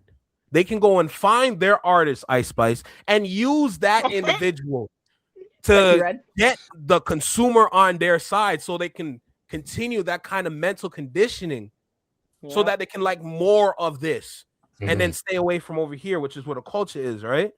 So you got to pay attention. Like the same way how we're talking about everything and we know this, they know it too. But they still got to come home. They got to knock on that door.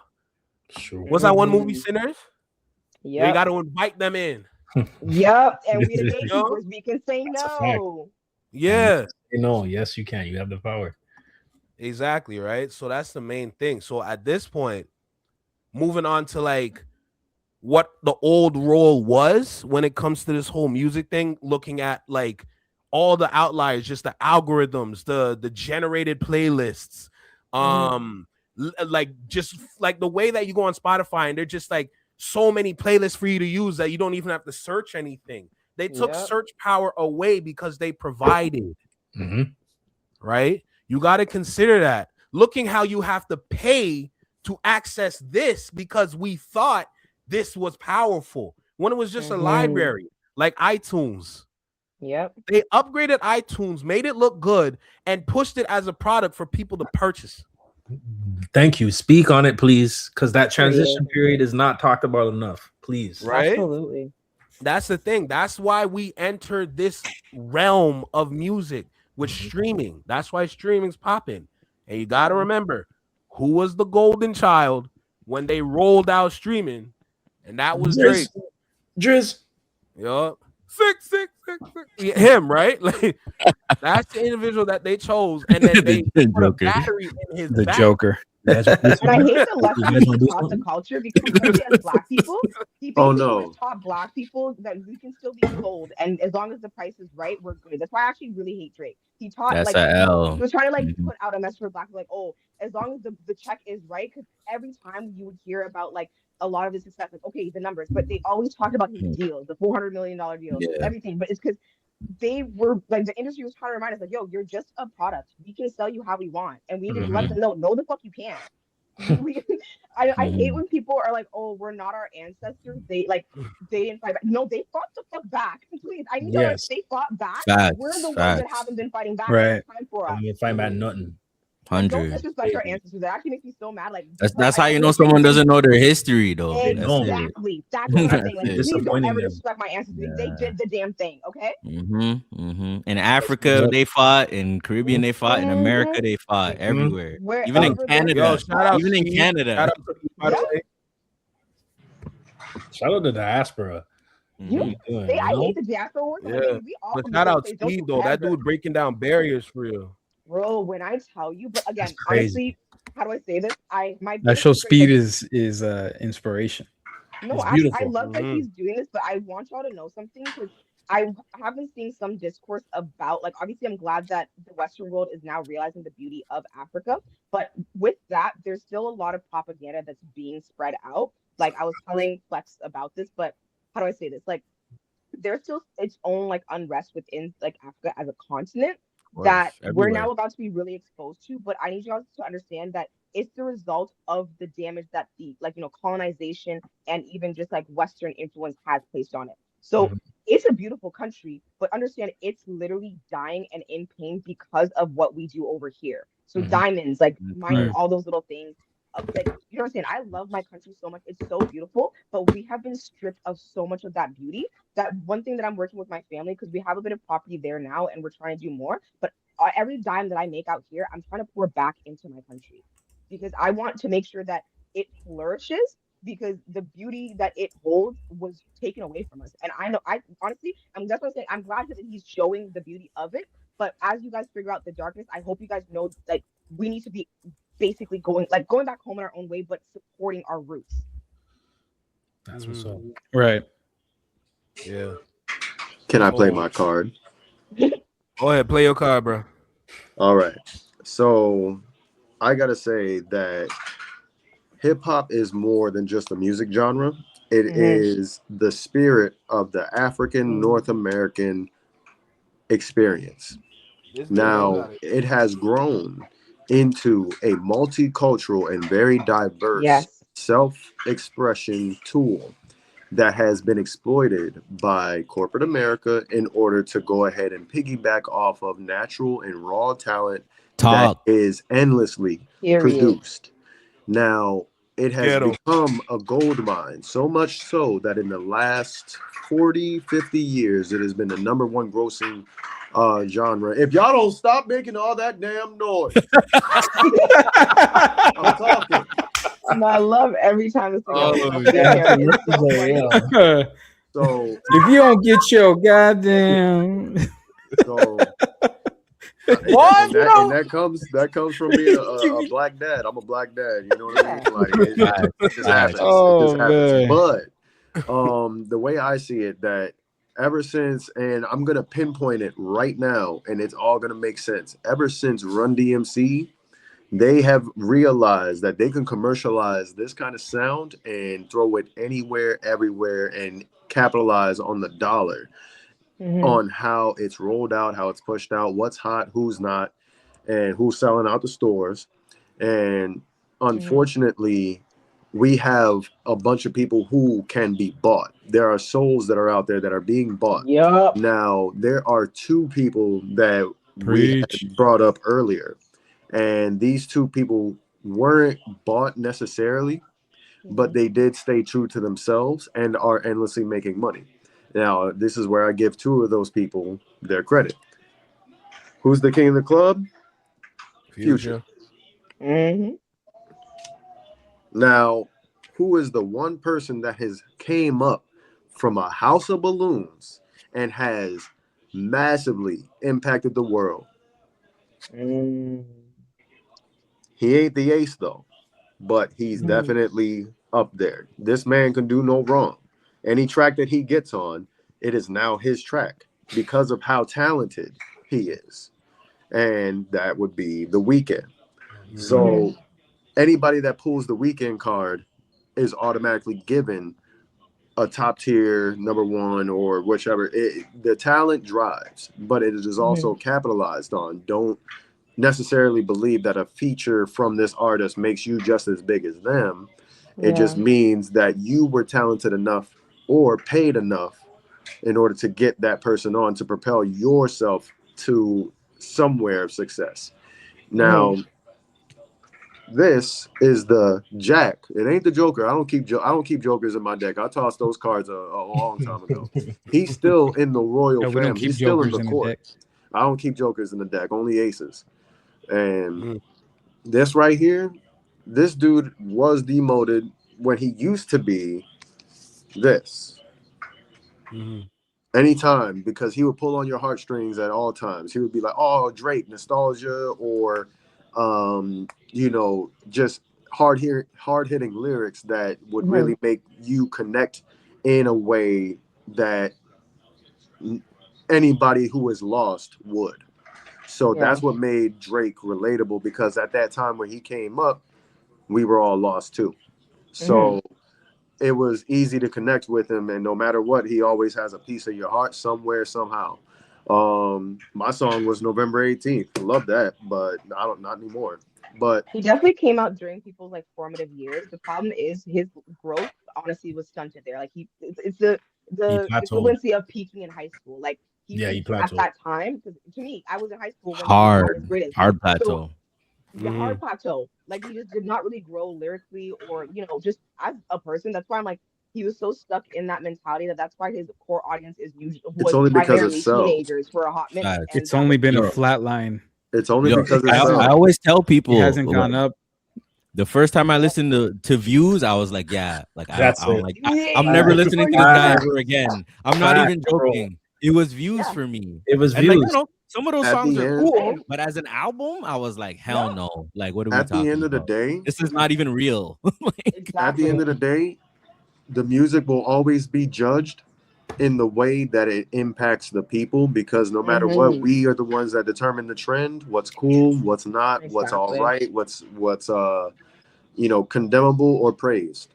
So at the end of the day, we need to take back our power, and we need to realize that not now, but right now. Yes. Real shit. Yeah. So I want to move on because like we're almost done. Like there's Yeah. like a couple more points, but they're all like molded together in a sense. I think Yeah. J Tom was maybe gonna like throw something. Oh, but- Jay, you want to and I go? definitely I'll let wanna J make Tom sure go. Yeah, But shout out we to gotta, guys. Okay. we gotta finish up. We're coming up to like So- 2 hours.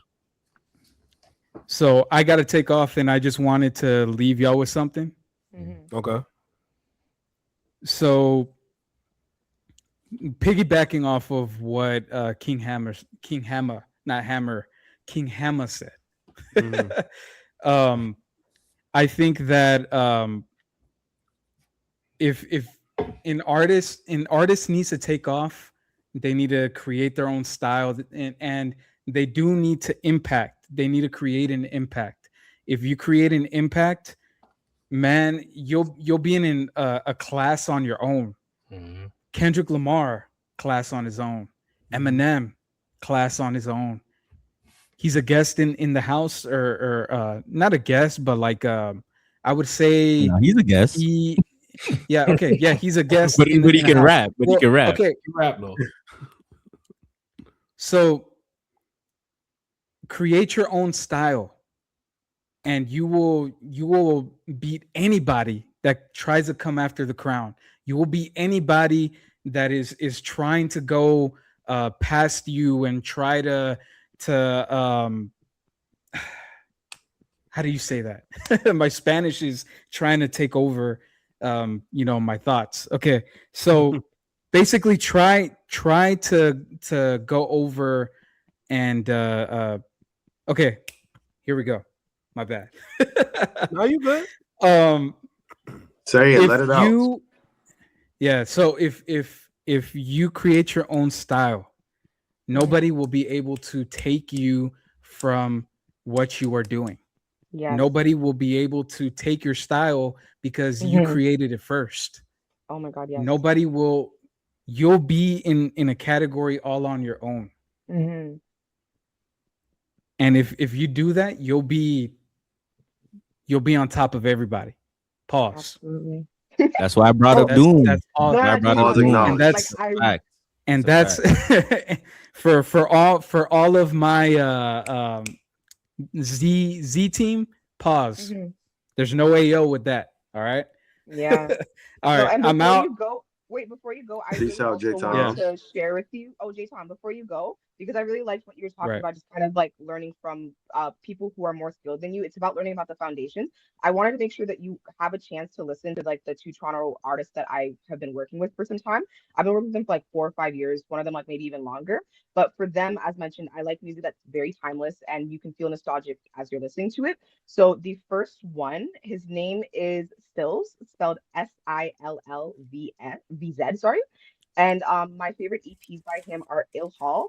Those ones, I would say within the last 3 years, with everything that I'm working on with my YouTube, that was something that was regularly in rotation, because as you're saying, it's about knowing what it is you want to do, sitting in your identity and like going for it. And that's exactly what that album embodies. So really good one. And personal favorite was Sincerely Yours. It's just very sweet.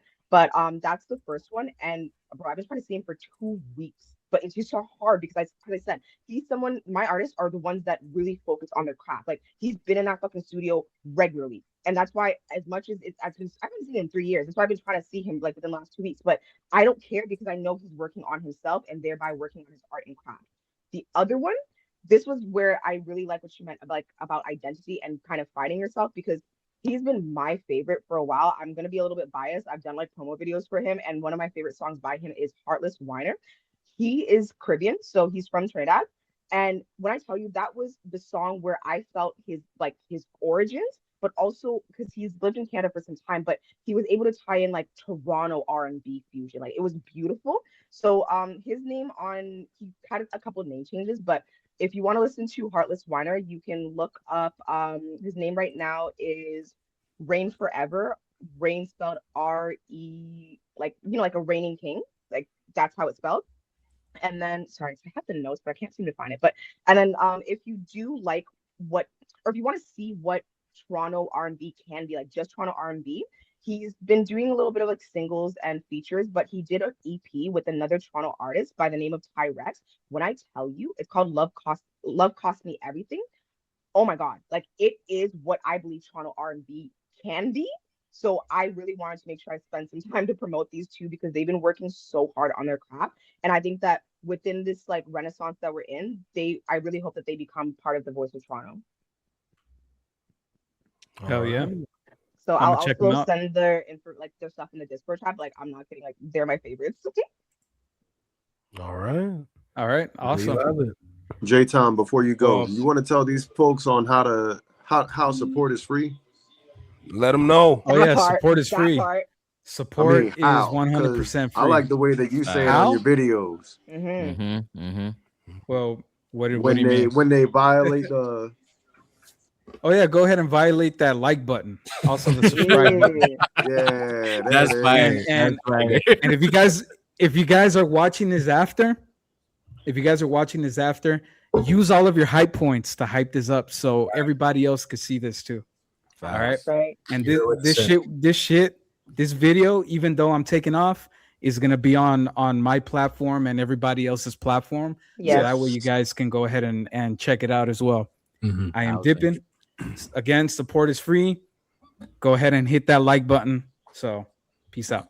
Peace out, J Tom. Be blessed. Brother. Thank Ya tú you. sabes. Yes, ya tú sabes. You're in Tú the sabes. Fabulous. So, all right, let's go Right ahead on. and switch up, because at this point, I'm loving that you guys are talking about the Is artist. Flex muted? The final point pretty much is the Mhm. artist, starting Yeah. with style. It look like Flex is muted. Am I? No, I can hear him. I can hear him. I can't hear him for some There's reason. no way I'm muted. Am I muted? No, I can hear you I'm still. about to say, you got me bugging right now, bro. Yeah, I can hear him too. I ain't changed nothing. I'm like, what? Oh, there goes some cats fighting outside my door. So, going back to the artist. Somebody losing. Nah, you good, bro. That's how it be sometimes, you know? Like, you got all kinds of theatrics over there. Yeah, I'll tell you that. I legit can't hear. Even my cat just came up to the door like, what the hell going on out there? All right, but I know, finishing up, buddy. though, talking about the artist. We started with style. Yeah, I can't hear Flex. Damn. Can you hear me? Can you hear anyone? I can hear you. You I can can hear hear me. you. I can hear nobody hear NK. me? I really can't hear Flex, and I don't know if she's talking. I haven't talked for a while, but can you hear me Oh, now? okay. So he can't It's hear just you. Flex. Flex. I just can't hear Flex. I don't know if he muted Even himself. through StreamYard, I you can't hear him? Flex fine. No. Yeah, we can hear him. Weird. Weird. Maybe I have to leave and come back. Chat, can you hear him? Probably. Maybe.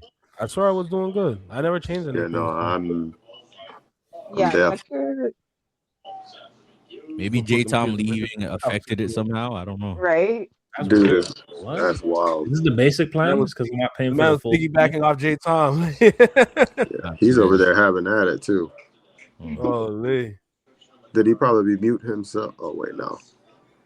Try Nah. leaving it. Y'all said on. y'all can hear him, right? Yeah. I can hear him, yeah. All right. Tell him I said I'll be right back into the room.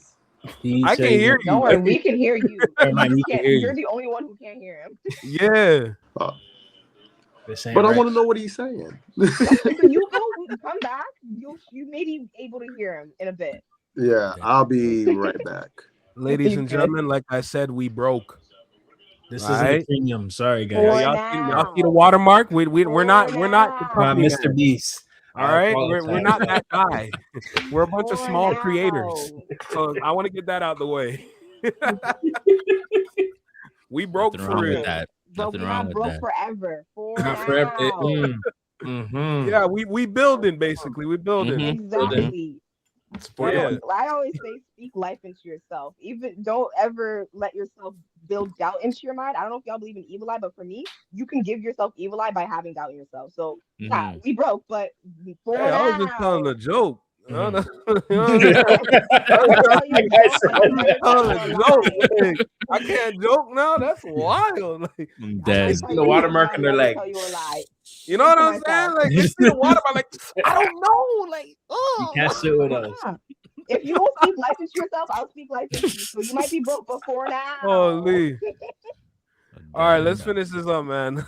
Mm. No, like I said, the artists. We're gonna finish up with the artists. One thing, because I think J. Tom said it earlier, how he stopped listening to radio. Mm. Mhm. We gotta listen to the radio again. If I'm gonna be honest with y'all, because streaming don't pay them, but radio do. So for the artists, we need to show them that radio is popping, so that they can find their way onto the radio, so they can get the plays that they need. Right? That's one source. Like at this point, we're gonna be talking about like the kind of business behind what artists can do, whether if you're on a label or if you're indie or DIY, Mhm. right? So you got to consider what kind of sources or what kind of resources that you can utilize to kind of push your music, right? Mhm. Because when we talked about everything that we talked about, going back to like the little timeline that we pretty much displayed throughout this whole like live, Mhm. a lot of Mhm. artists that will watch this, they can get a better understanding of how they can sell to their fan base.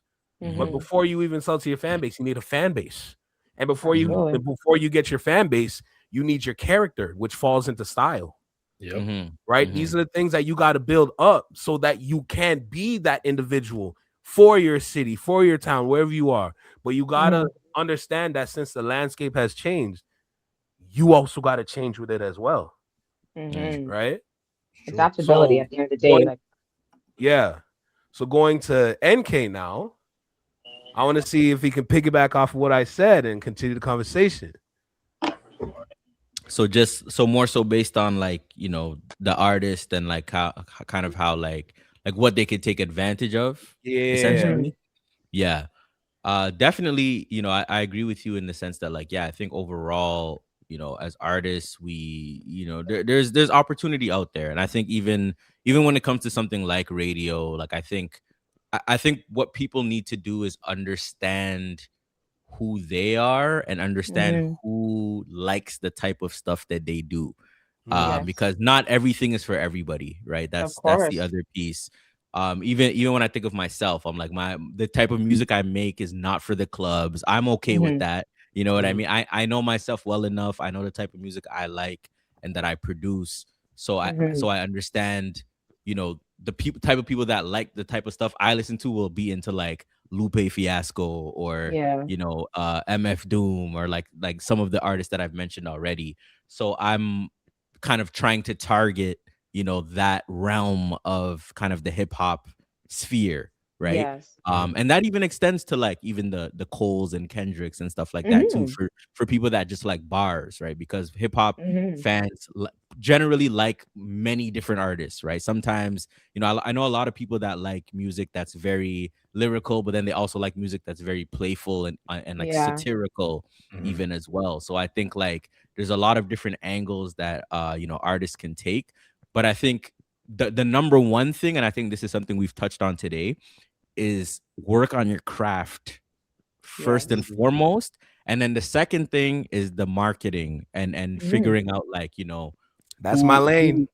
Who likes the type of and even with the word marketing, it's like it's really just about finding your base, right? It's just about finding, you know, who likes the type of stuff you like. The simplest part, but it can get a little, of course, it gets complicated, but ultimately, you know, people have to at least have it in mind instead of like, you know, making music and maybe you just put it on social media or you put it on YouTube or whatever, and it's not doing what you want it to do because you haven't really planned around that. You haven't really like strategized around that. And also, I think a lot of people are, speaking on the whole like direct to consumer shift that I think should be happening, is that I think a lot of people a lot of artists need to move away from only fixating on social media and also think about just real life. You know what I mean? Like, are you performing in the places that it makes sense for you to perform? Are you signing up for those festivals that happen every year? And if you are signing up for those festivals, are you performing at the festival that's right for the type of music you make? There's a lot of different festivals that artists can sign up for, and it's not as hard as you would think to get onto those festivals as well. Maybe if it's like a Coachella or something, that's a different conversation. But even then, it depends, right? Sometimes they have those smaller stages, whatever. Like, so I think I think on top of that, artists need to be okay with starting from ground zero. Like, I've had conversations where, because even though I'm like a very small indie artist, I've gotten some traction like in the past. So because of that, like I've been on like panels and stuff, and then I've had like younger artists come up to me and be like, yo, like, how do you get on? Or like, they're like asking me these type of questions. And I'm like, and that usually the things I'll say is like, first and foremost, what is your music? You know what I mean? Like the first thing you said to me was about how to get on, but you didn't tell me about your music. Like, what are you actually making?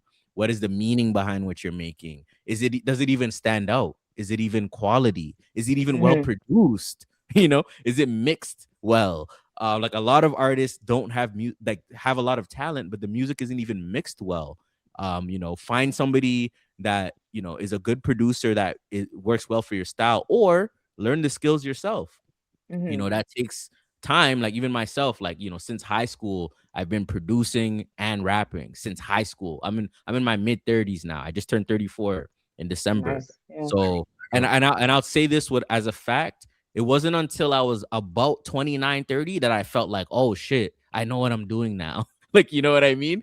And that's the reality of a craft, is like it takes time. It takes a lot of work. So people trying to like create these shortcuts and find ways to like get in without doing the amount of work necessary, it might work, right? Maybe 1 in a billion, 1 in a million artists, you might get that push or whatever, but it's not going to last long, right? How many artists do we talk about that weren't that talented and got a huge push, and we don't talk about them anymore, right? It's an infinite list of artists. So even speaking to that whole impact conversation, it's like artists need to realize that, like, at the end of the day, it's still about music. It's still about making quality, good music. If you hear a Michael Jackson song off Thriller or whatever, you think, oh, this sounds good. That is the fundamental basis you need to reach. And then from there, you talk about marketing. And then from there, you build all this other stuff. And that's how it should work. But anyways, generally speaking, I think, artists just need to be more deliberate, about what they're doing, and more conscious of like understanding who they are, how that shows up in their music. And then you can figure out, okay, who wants to listen to this. And there's always going to be somebody. There are people that are right now listening to noise as music right now, just static. And it's called experimental, whatever. And there are people going to shows to listen to somebody on stage with a bunch of gear with just static noise, and they have a market and they tour the world.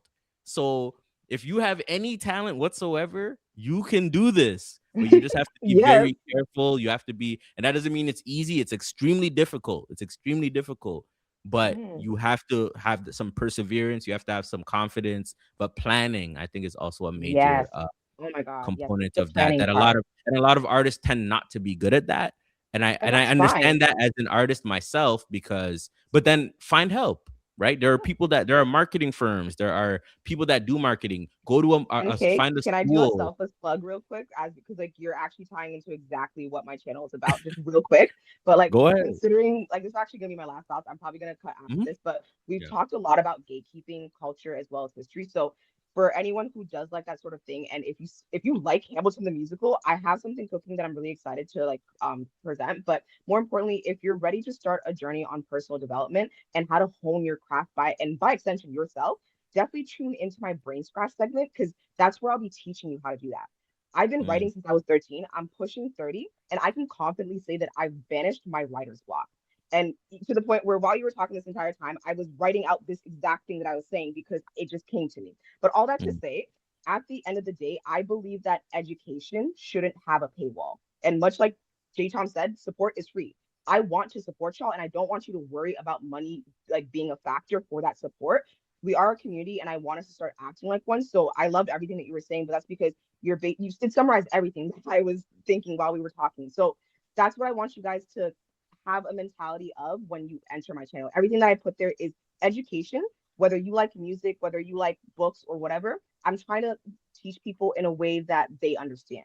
So whatever you feel called to, just watch the video. You might learn something, but that's the point of my entire channel. It's to educate and to make sure that you can do it without having to worry about money being a factor. That's a But W. anyways, I do actually got to cut. But thank you so much for allowing me in this space. Like, it's been great. But hope you guys have a good night. Appreciate it. Take care. Take Drop care. of wisdom. Of course, thank you. It was fun. Stay warm and stay blessed. Oh, thank you. They finally cleared out the roads. But I'm still not touching anywhere until like maybe Saturday. Oh, you're lucky. They're not here yet. They haven't come here yet. No, it took all day for them to come. But y'all stay safe. Yeah, we're Take going. it easy. But yeah, but that's my general point. Like that's it. Artists just need to, like understand yourself, but also understand the landscape, right? And how to navigate it based on who you are and based on what makes sense for you. Because you also can't replicate what somebody else is doing. Because everybody, again, like imagine me who makes the type of music I make trying to come up off somebody that makes like, poppy music. It doesn't make sense, right? So because I understand what I do, I also understand that like, that's not what I'm interested in. And the people that listen to my kind of music also aren't interested in that. So how do I market myself or like show up in a way that makes sense for what I do and that niche and that style? But anyways, that's all I gotta say. You listen, you got that down to a T. If I'm gonna be real, the only thing I need to add to that is that artist needs to remember, also even consumer, it's 10% music and artistry, but 90% marketing. You can put together the greatest rap song in the world. If you don't know how to market it, it's not going to do anything. Depending on what you want as an artist. That's the thing. When you're an artist, you have to remember you need to set your roadmap from the jump. Yes. This ain't something where it's like, I'll figure it out on the way. That's not happening no more. That's what's going on with this shift. It got that idea out of here. You need to know from the jump, regardless of if you want to go into the industry or do it yourself. You need to know what you need, what you desire, what your goal is. Where do you want your music to go? Where do you want to hear your music when you're just randomly rolling by? Yeah. Right? That's the things you got to consider. If you go the industry route, you need to know it like the back of your hand. You need to know what all these deals mean and all these little details under these deals and how you could get lost in different puzzle pieces trying to put together your roadmap to success under this house. It's not an easy job. Or if you want to do it yourself, you need to learn how they work. You got to learn how to learn the industry works, and then you got to figure out your own path away from this, but you still want to elevate depending on what you want, like I said, but it's not easy. But the big thing about it is that the marketing is going to guide you. I remember NK, when we have our conversations in the voice chat, you're telling me about your marketing plan and then how long that took. Right? That's not an easy thing to put together because still not done. You see what I'm saying? It's not an easy thing. The knowledge comes into play now when it comes with the music. It's not brain rot music anymore. All right? It's not gone, it's not out of here, but it's pushed to the side now. That's the you can tell part. by the kind of albums that we've been getting throughout 2025. If you want to throw J. Cole in there in 2026, by all means. Me personally, my point is though. Can we get into that? Can we get into that? Because I got a card to play on that one. Maybe at the end. Maybe that. Yeah, because at the end we're going to talk about the future, but we're literally almost there because we Nice. touched on what the artists need. We touched on different products. Like, mind you, I don't know if people know the sales on vinyl, like vinyl records, went up again this year. Yeah. Vinyls are going crazy. Artists needs to learn how to put this on vinyls. Where do I go to get them pressed? Mhm. Right? Mhm. Vinyls are going crazy. CDs are making a comeback. Yup. Mhm. We might see the CD stores come back into play now. Mhm. They tried their hardest to get them out of here. It's the same thing going on with it's similar to the music, the movie industry as well, because even the physicals there DVD. are making a comeback too. Yep. Mhm. So you got to consider that as well. There's a lot of changes happening with this shift. We touched on a lot of it throughout this live stream. Mhm. So We at got this the point, Hammy what we cameo. do is that we focus on the future now. What does the future look like? And then King Hammer, that's when you can go ahead. No, we got a Hammy cameo. He just No, man. I didn't even notice that. I'm like, what is that? Shout red out to thing? him. Spider-Man. he's getting his paper airplane. I apologize. No, you No good. worries, man. Get No out. worries. Let him live. Right? That's my boy. But Oh, no, you're a good I youth. Remember approve that. of vinyls being pressed and produced because not in the sense that we're getting older. It's just that I would rather spend money on a vinyl than a CD. And at the end of the day, if I know that if the proceeds are going to the artist and their production of their work, their media, their hard work and all that, I would rather. Boy, what are you still doing here? Oh, Yes.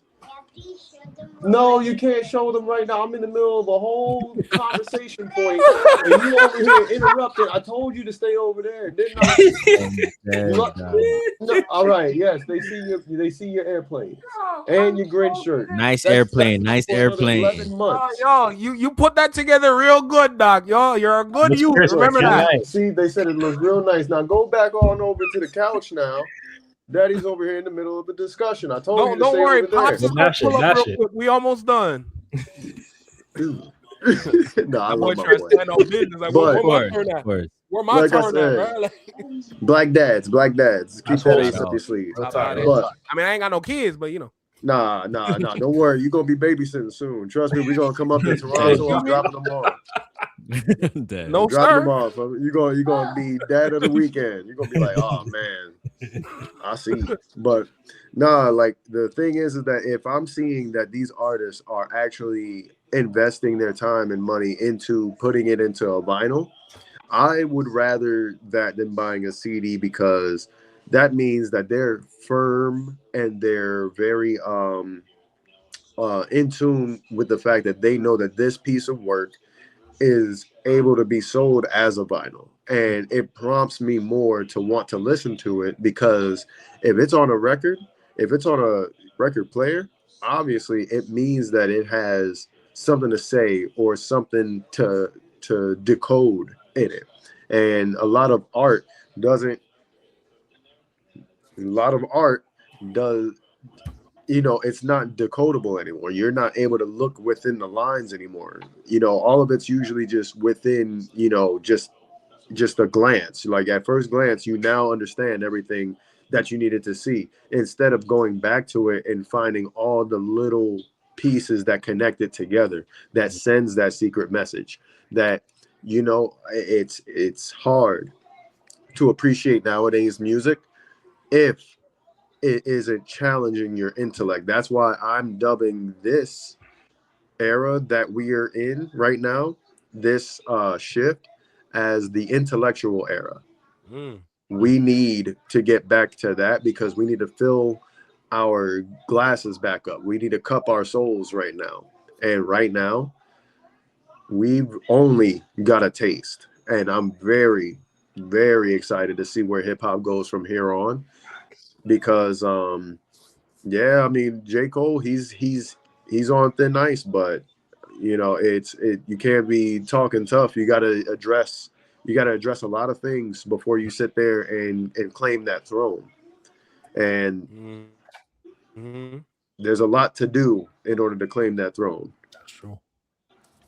He's got to make up for lost time. He's got to be able to show and prove. He's got to be able to stand on it and not fall for another one of those Joker's tricks, because right now he went from this to this quick and tragic.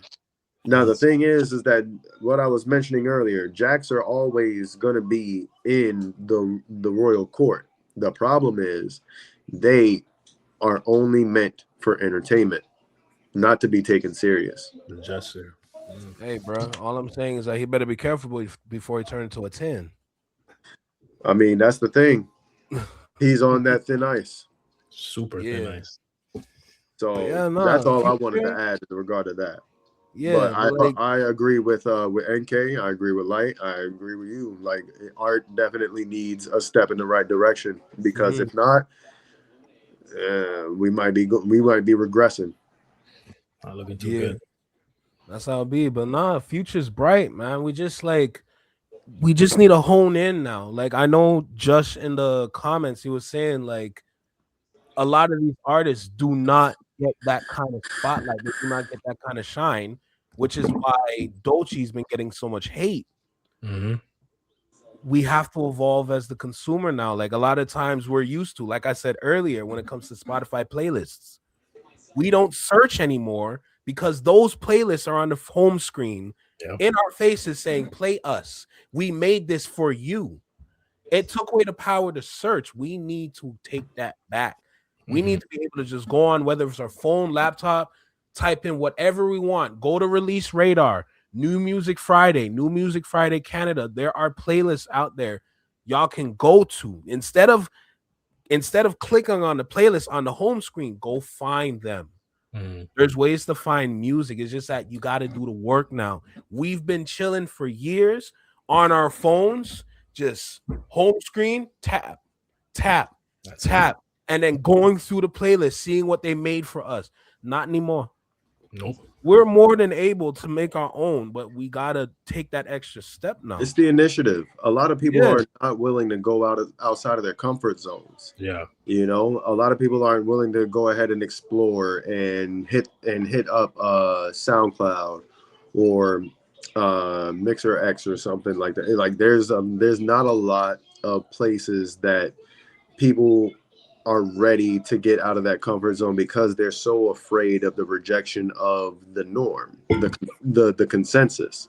The consensus, if they're not saying that something is hot or something is, you know, like this is dope or that's cool or anything like that, then they're not going to want to listen to it because now they're uncool, or they're so afraid of standing on their island and turning it into a mountain.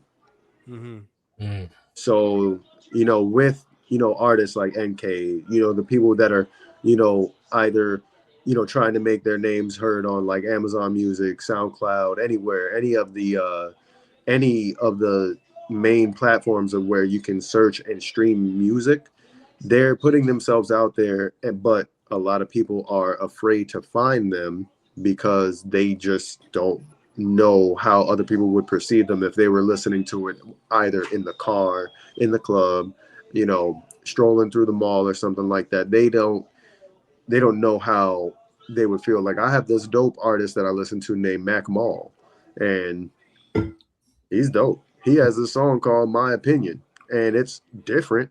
He made it years ago. My homeboy put me on to him, but I would have never known who Mac Mall was. Never. But he raps good. He's solid. But the thing, you know, it's just, you got to be ready or willing to give a listen. But with the titans, with the mountains that are waiting to drop whatever they want on us, we're waiting for that. Yeah. But to fill in the gap, all we have to do is just explore, put out our thoughts and music. Like, we all have platforms. We can all expose these people to different music and different genres and everything. But are they going to listen? We're the wolves here. Remember, Gotta open up our ears.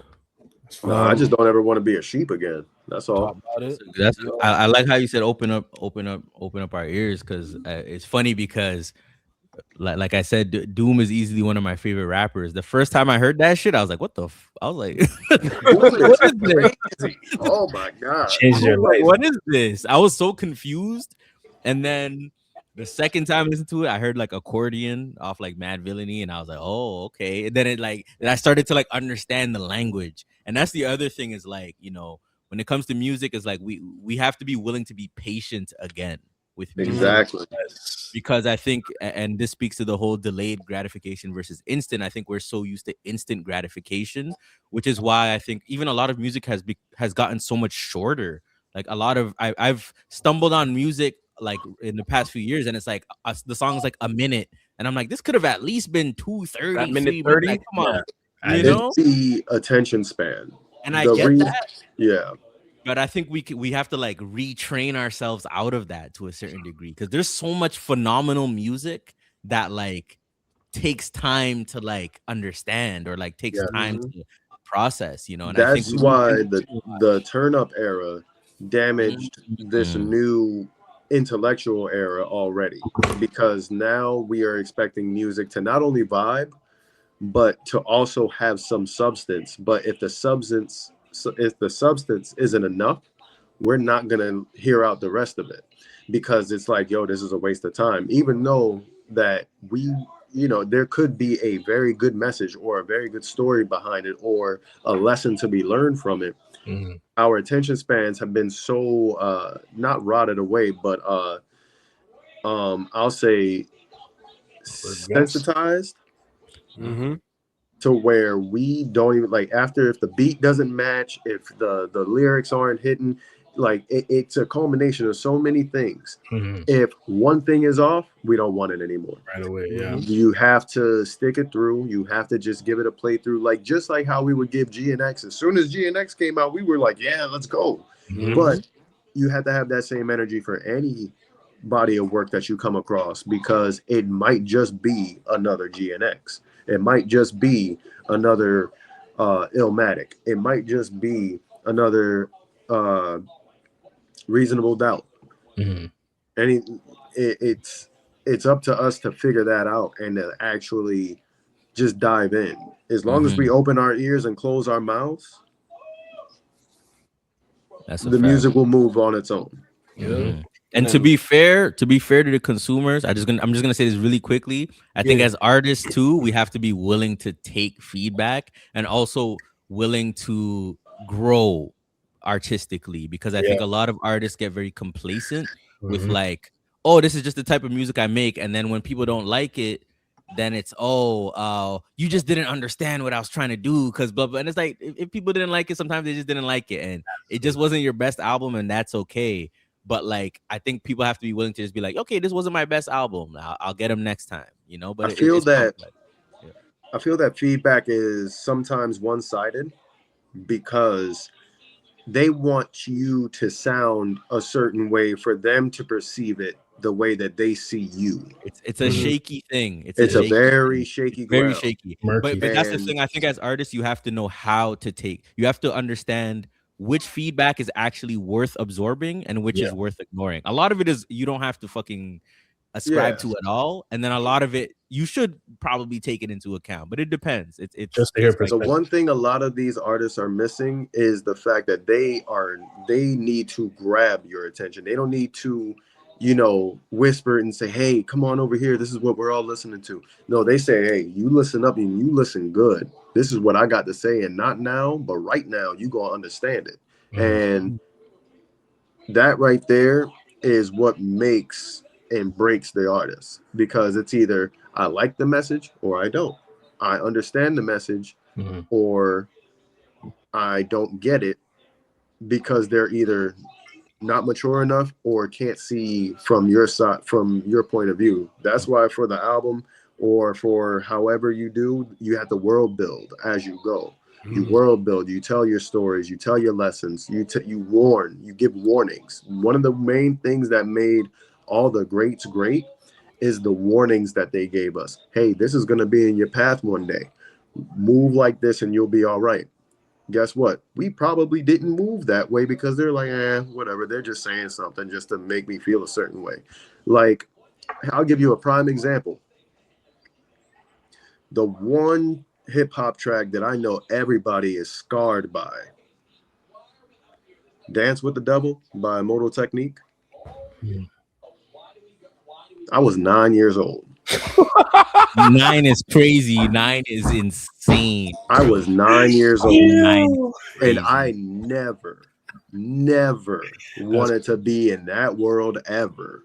I was at least 14 when I heard that. 9. My dad said, look, boy, you gonna listen and you gonna listen good. This is the world that your friends is all in. You don't belong there. And you don't need to be there. You need to be like me, or you just need to be you. And I was like, yes, sir. I'm good. I'm all right. Billy ain't nope. I don't need no no. But it's those types of songs that will make you, because look at Immortal Technique now. He's not talked about.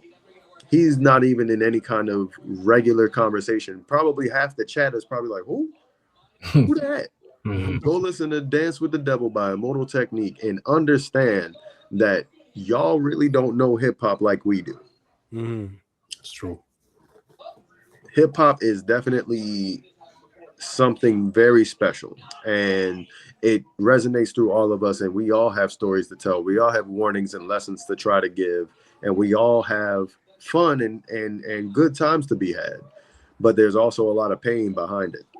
And if that isn't all a world building experience, then your music won't sell. Your music won't get to where you want it to be unless that substance, that subject matter, or just that impact or the message is conveyed correctly. So at the end of the day, it's all about what you say, how you say it, and who you're saying it to. And eventually, once it reaches the right person, it blows right up. Remember, this is your weapon. You gotta train this. Gloria. Yup, facts. This one's mine. That's crazy. All right, Gambit. All right, Lightwalker, you got some? Yeah, I was gonna say, I think it's getting to a point, to put it bluntly, where we're in the industry is getting rid of the artists that want this for clout, that want it for money, you know. And I could speak to Toronto being a prime example of that, whereas people look at music or media, for example, and they look at it as a quick come up, right? To the point where it's like, okay, yeah, we can blow up off of here. Even I'll put influencing into that as well.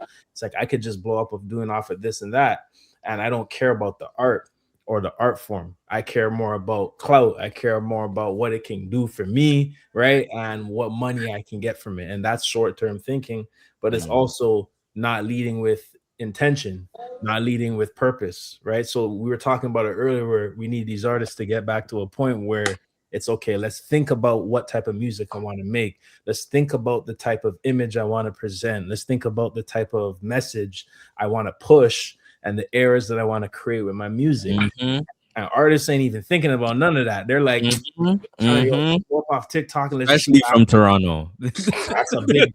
And here's the thing: I know so many people. You know, bro. You know, I know so many people like who have done music personally, and they're just pumping out music, no plan, right? Just hoping that something sticks. Which I get it. That's what you have to do as an artist. But you'll know that like some of these people may even have good music in their catalog, and they're wasting potential bangers, potential music that can hit, because you're not thinking about the marketing, right? And a lot of the times, depending on the artist, you're not leading with intention. There's no plan, and you can kind of see it's just them hoping for the best. Well, it doesn't work that way, right? We know the labels, we know. I don't mean to cut you, but me, you, NK, we gotta have our own series with just That's right. Toronto music. We go talk.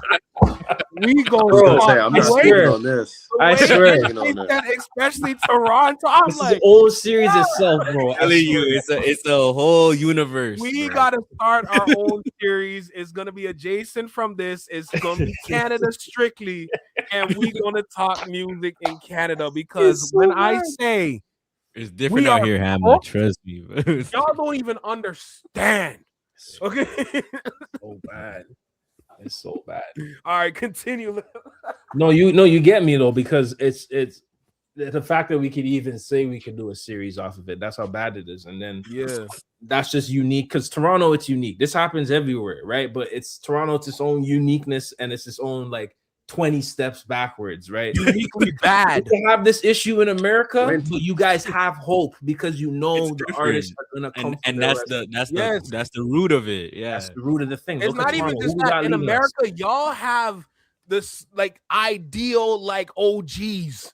Yes. Mm. Our OGs are somewhere where we cannot find them. No. And the real ones, the ones that we should be listening to, they ain't on the platforms. Nope. Right? They're not going to be the most popular because they don't have the clout, right? The Nope. 40K subscribers that are not earned. I don't care, right? That's Like all another of thing, though. They rather look at the social media and then the music. that.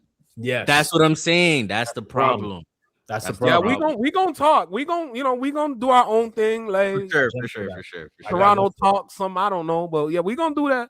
I think that if Toronto wanted to make it more on the map, Mhm. they would have to come up with something universally sound. Now, you have to think if this is all right. This is coming from a dude that was born in Queens. I'm only about 15 minutes away from the birthplace of hip hop, which is the Bronx. Facts. All right. Now, it happened, of course, because DJ Kool Herc spun 2 tracks together for his sister's party, and bam, hip hop was created. You got beats, DJs, hip hop, graffiti, and mainly barbecues. Now, if Toronto was to mix their customs, their outings, their meetups, their, let's say, sports, let's say public venues, very important public venues, and shoot music videos, controversial music videos about what's going on in Toronto, how it's relatable from an aspect of different countries, whether it be Spain, whether it be Venezuela, whether it be Thailand. They would all be able to relate to not only the sound, but to the appeal of how it is to not be an American superstar. And then from there on, the relatability is what Toronto is lacking, or not Toronto, what Canada is lacking. It's the relatability because, the way that Americans look at it, they're going to see it as, oh, this is basically Diet Coke to us. And then that's not fair to y'all because y'all actually have some real talent out there. Y'all actually have some people that are pushing the bar and making it happen. The problem is that they're not being taken seriously as artists in America. So stop looking towards America for the influence. Look at the rest of the world. Look at the rest of how other people are doing it in France, how other people are doing it in Britain, how other people are doing it in you know what I mean? Like there's no reason that K-pop should be bigger than Canada hip hop. No reason. I'm sorry. I personally believe. I personally believe. Be real. But K-pop is literally machine. K-pop is literally Asian hip hop. No. You see what he said? You see what he said though? I don't disagree. I don't disagree. Hold on, let me get this. I don't disagree with you, but watch this. Because we looked into this on my channel when it comes to like K-pop or music out there.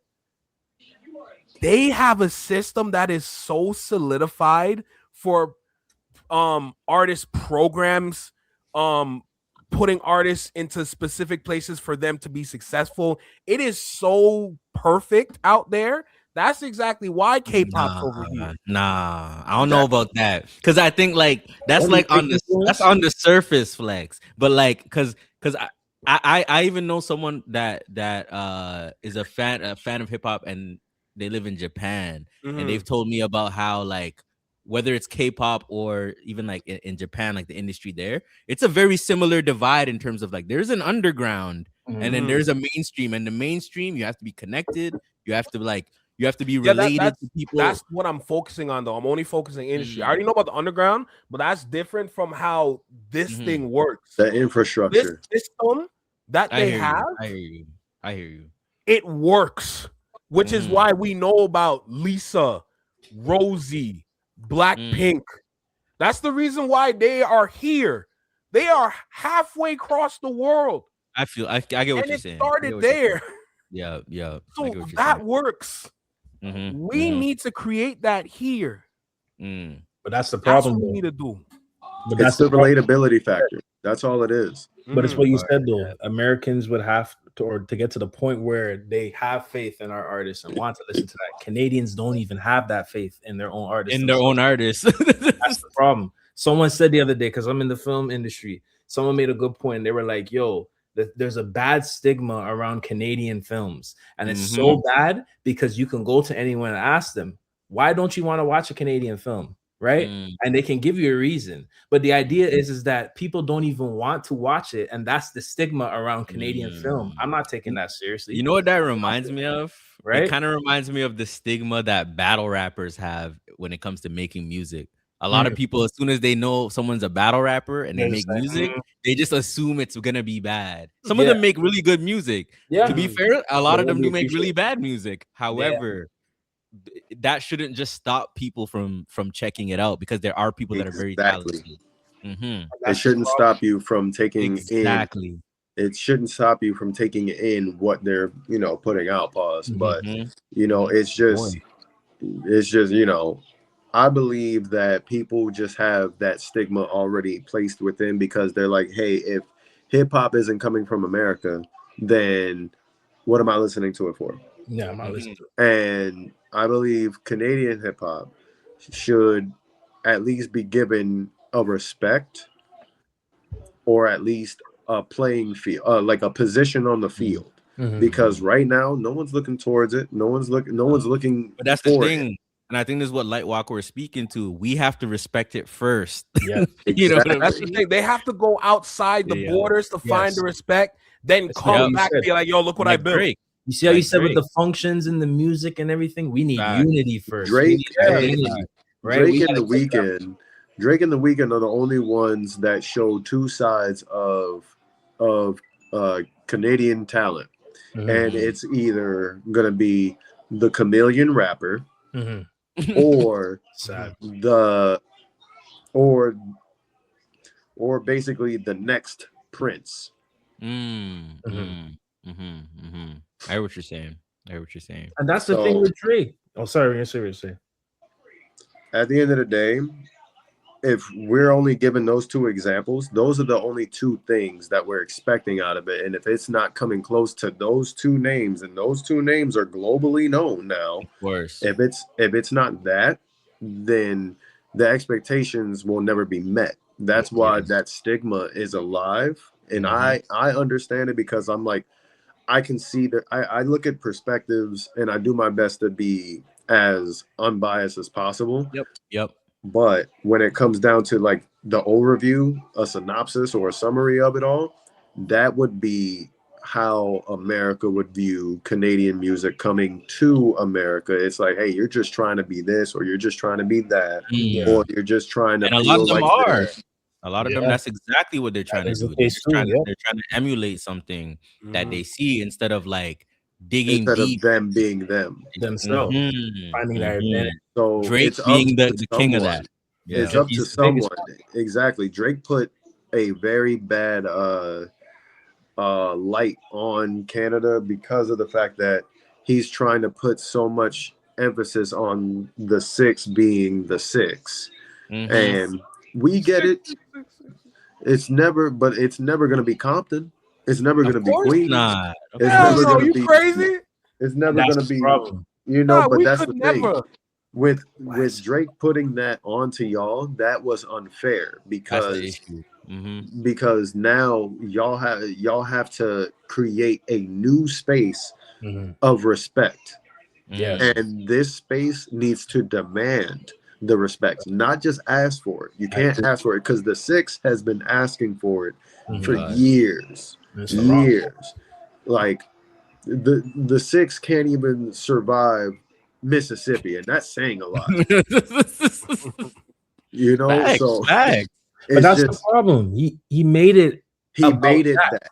He As made Yeah, it. he made it that. creatives, right? Yes. Thank you. Talents. There Thank needs you. to be a new space that needs to be respected completely. Yes. And right now, it is up to one of y'all Mhm. to create that space. And I believe that if y'all do that, just y'all speaking on about it and then bringing up certain names, and of course, if you want me to guest feature on it, I'll do it and I'll listen to it, and then I'll sit there and give you my honest opinion. Facts. And if I say yay, like, hey, this is gonna be in the clubs, or this is gonna be in the car when she's dealing with a breakup, or this is gonna be in the car or in my headphones at the gym. It all depends on who is demanding that respect. And the thing is that respect needs to be built at home first. For real. Exactly. Facts. Exactly. And not centered around one dude. One like guy. Yo, just that you said One that. hour. Watch this now. Remember what King Hammer said? It's The Weeknd and Drake. That's Yep. two. You can throw Tory Lanez in there if you want, but he locked up. That's not. I wanted to throw He got- Tory in there. I wanted to throw Tory in there, but he messed that up himself. Look, my point is that's on him. for all of Canada, there are 2 or 3 artists. And then when you look at America, and mind you, a lot of the states have similar population sizes to us. This is America right now. Taking that in. All of Canada and California have similar populations. Yep, that's true. That's true. And Cali has But more, right? look how many people out of California they can Have a good consider point. OGs. I can literally just say E40 and Too Short Talk. alone. MC8.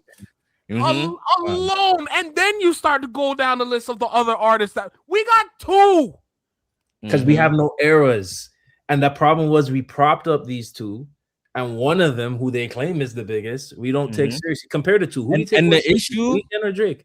Because here's the other thing. Like me and Flex have talked about this a little bit. We have crazy, like someone like Chaos, for example.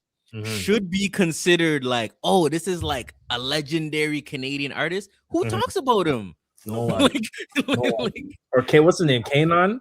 Remember Kanon? Kanon. I remember Kanon. Claire. Come on, man. Cardinal. Claire. Yes. Cardinal. Michi. Yeah. Right? Michi. He's the OG. Michi Mi's the OG, low key. Like, y'all want to know why it's so quiet in here? Melatonin. Yes. The melatonin case. Shout out. Yo. It's either the melatonin or the Ovaltine, bro. Those are the 2 right there, bro. I'll put you on your back. Oh, the peace. I'm dead. Josh in the chat said R.I.P. Canadian drill. Hey, that's another problem. Sure, we had our wave of our trap and our drill music, but we platformed that as the only Canadian sound when most of these guys got locked up, or unfortunately they were RIP. And that's just copying the UK. And it's just copying them. You can make your drill music, make your trap music, but people scoff at people making conscious music here, R&B here. It's only now where you're seeing a little bit of people actually allowing the Canadian dance hall, the Canadian soca, because now they're bringing in those Caribbean fusions, right? But still, there's no major support. And the only guy, unfortunately, that could give you that support is going to have you ghostwrite his next 5 albums if he signs you. Man, there be so many people down here in San Antonio, Texas, that's over here like, oh, you're Caribbean? I'm like, yeah, I'm Caribbean as hell. They're like, man, prove it. Damn. What? Damn. Like what? What you Damn. think? Chill. That's Like, just crazy. I'm like, Flex know what I'm. Yeah, he had to get up. That's you. Bro, nah, you caught me Prove off it is guard with that one, wild. fool. Prove it is wild. Proving is Hey, crazy. bro. In big 2026, bro. What are we talking I'm like, I about? don't even have to say anything. All I have to do is just do the old. Listen. Nah, I do you one better. Your teeth, bro. It's, you know?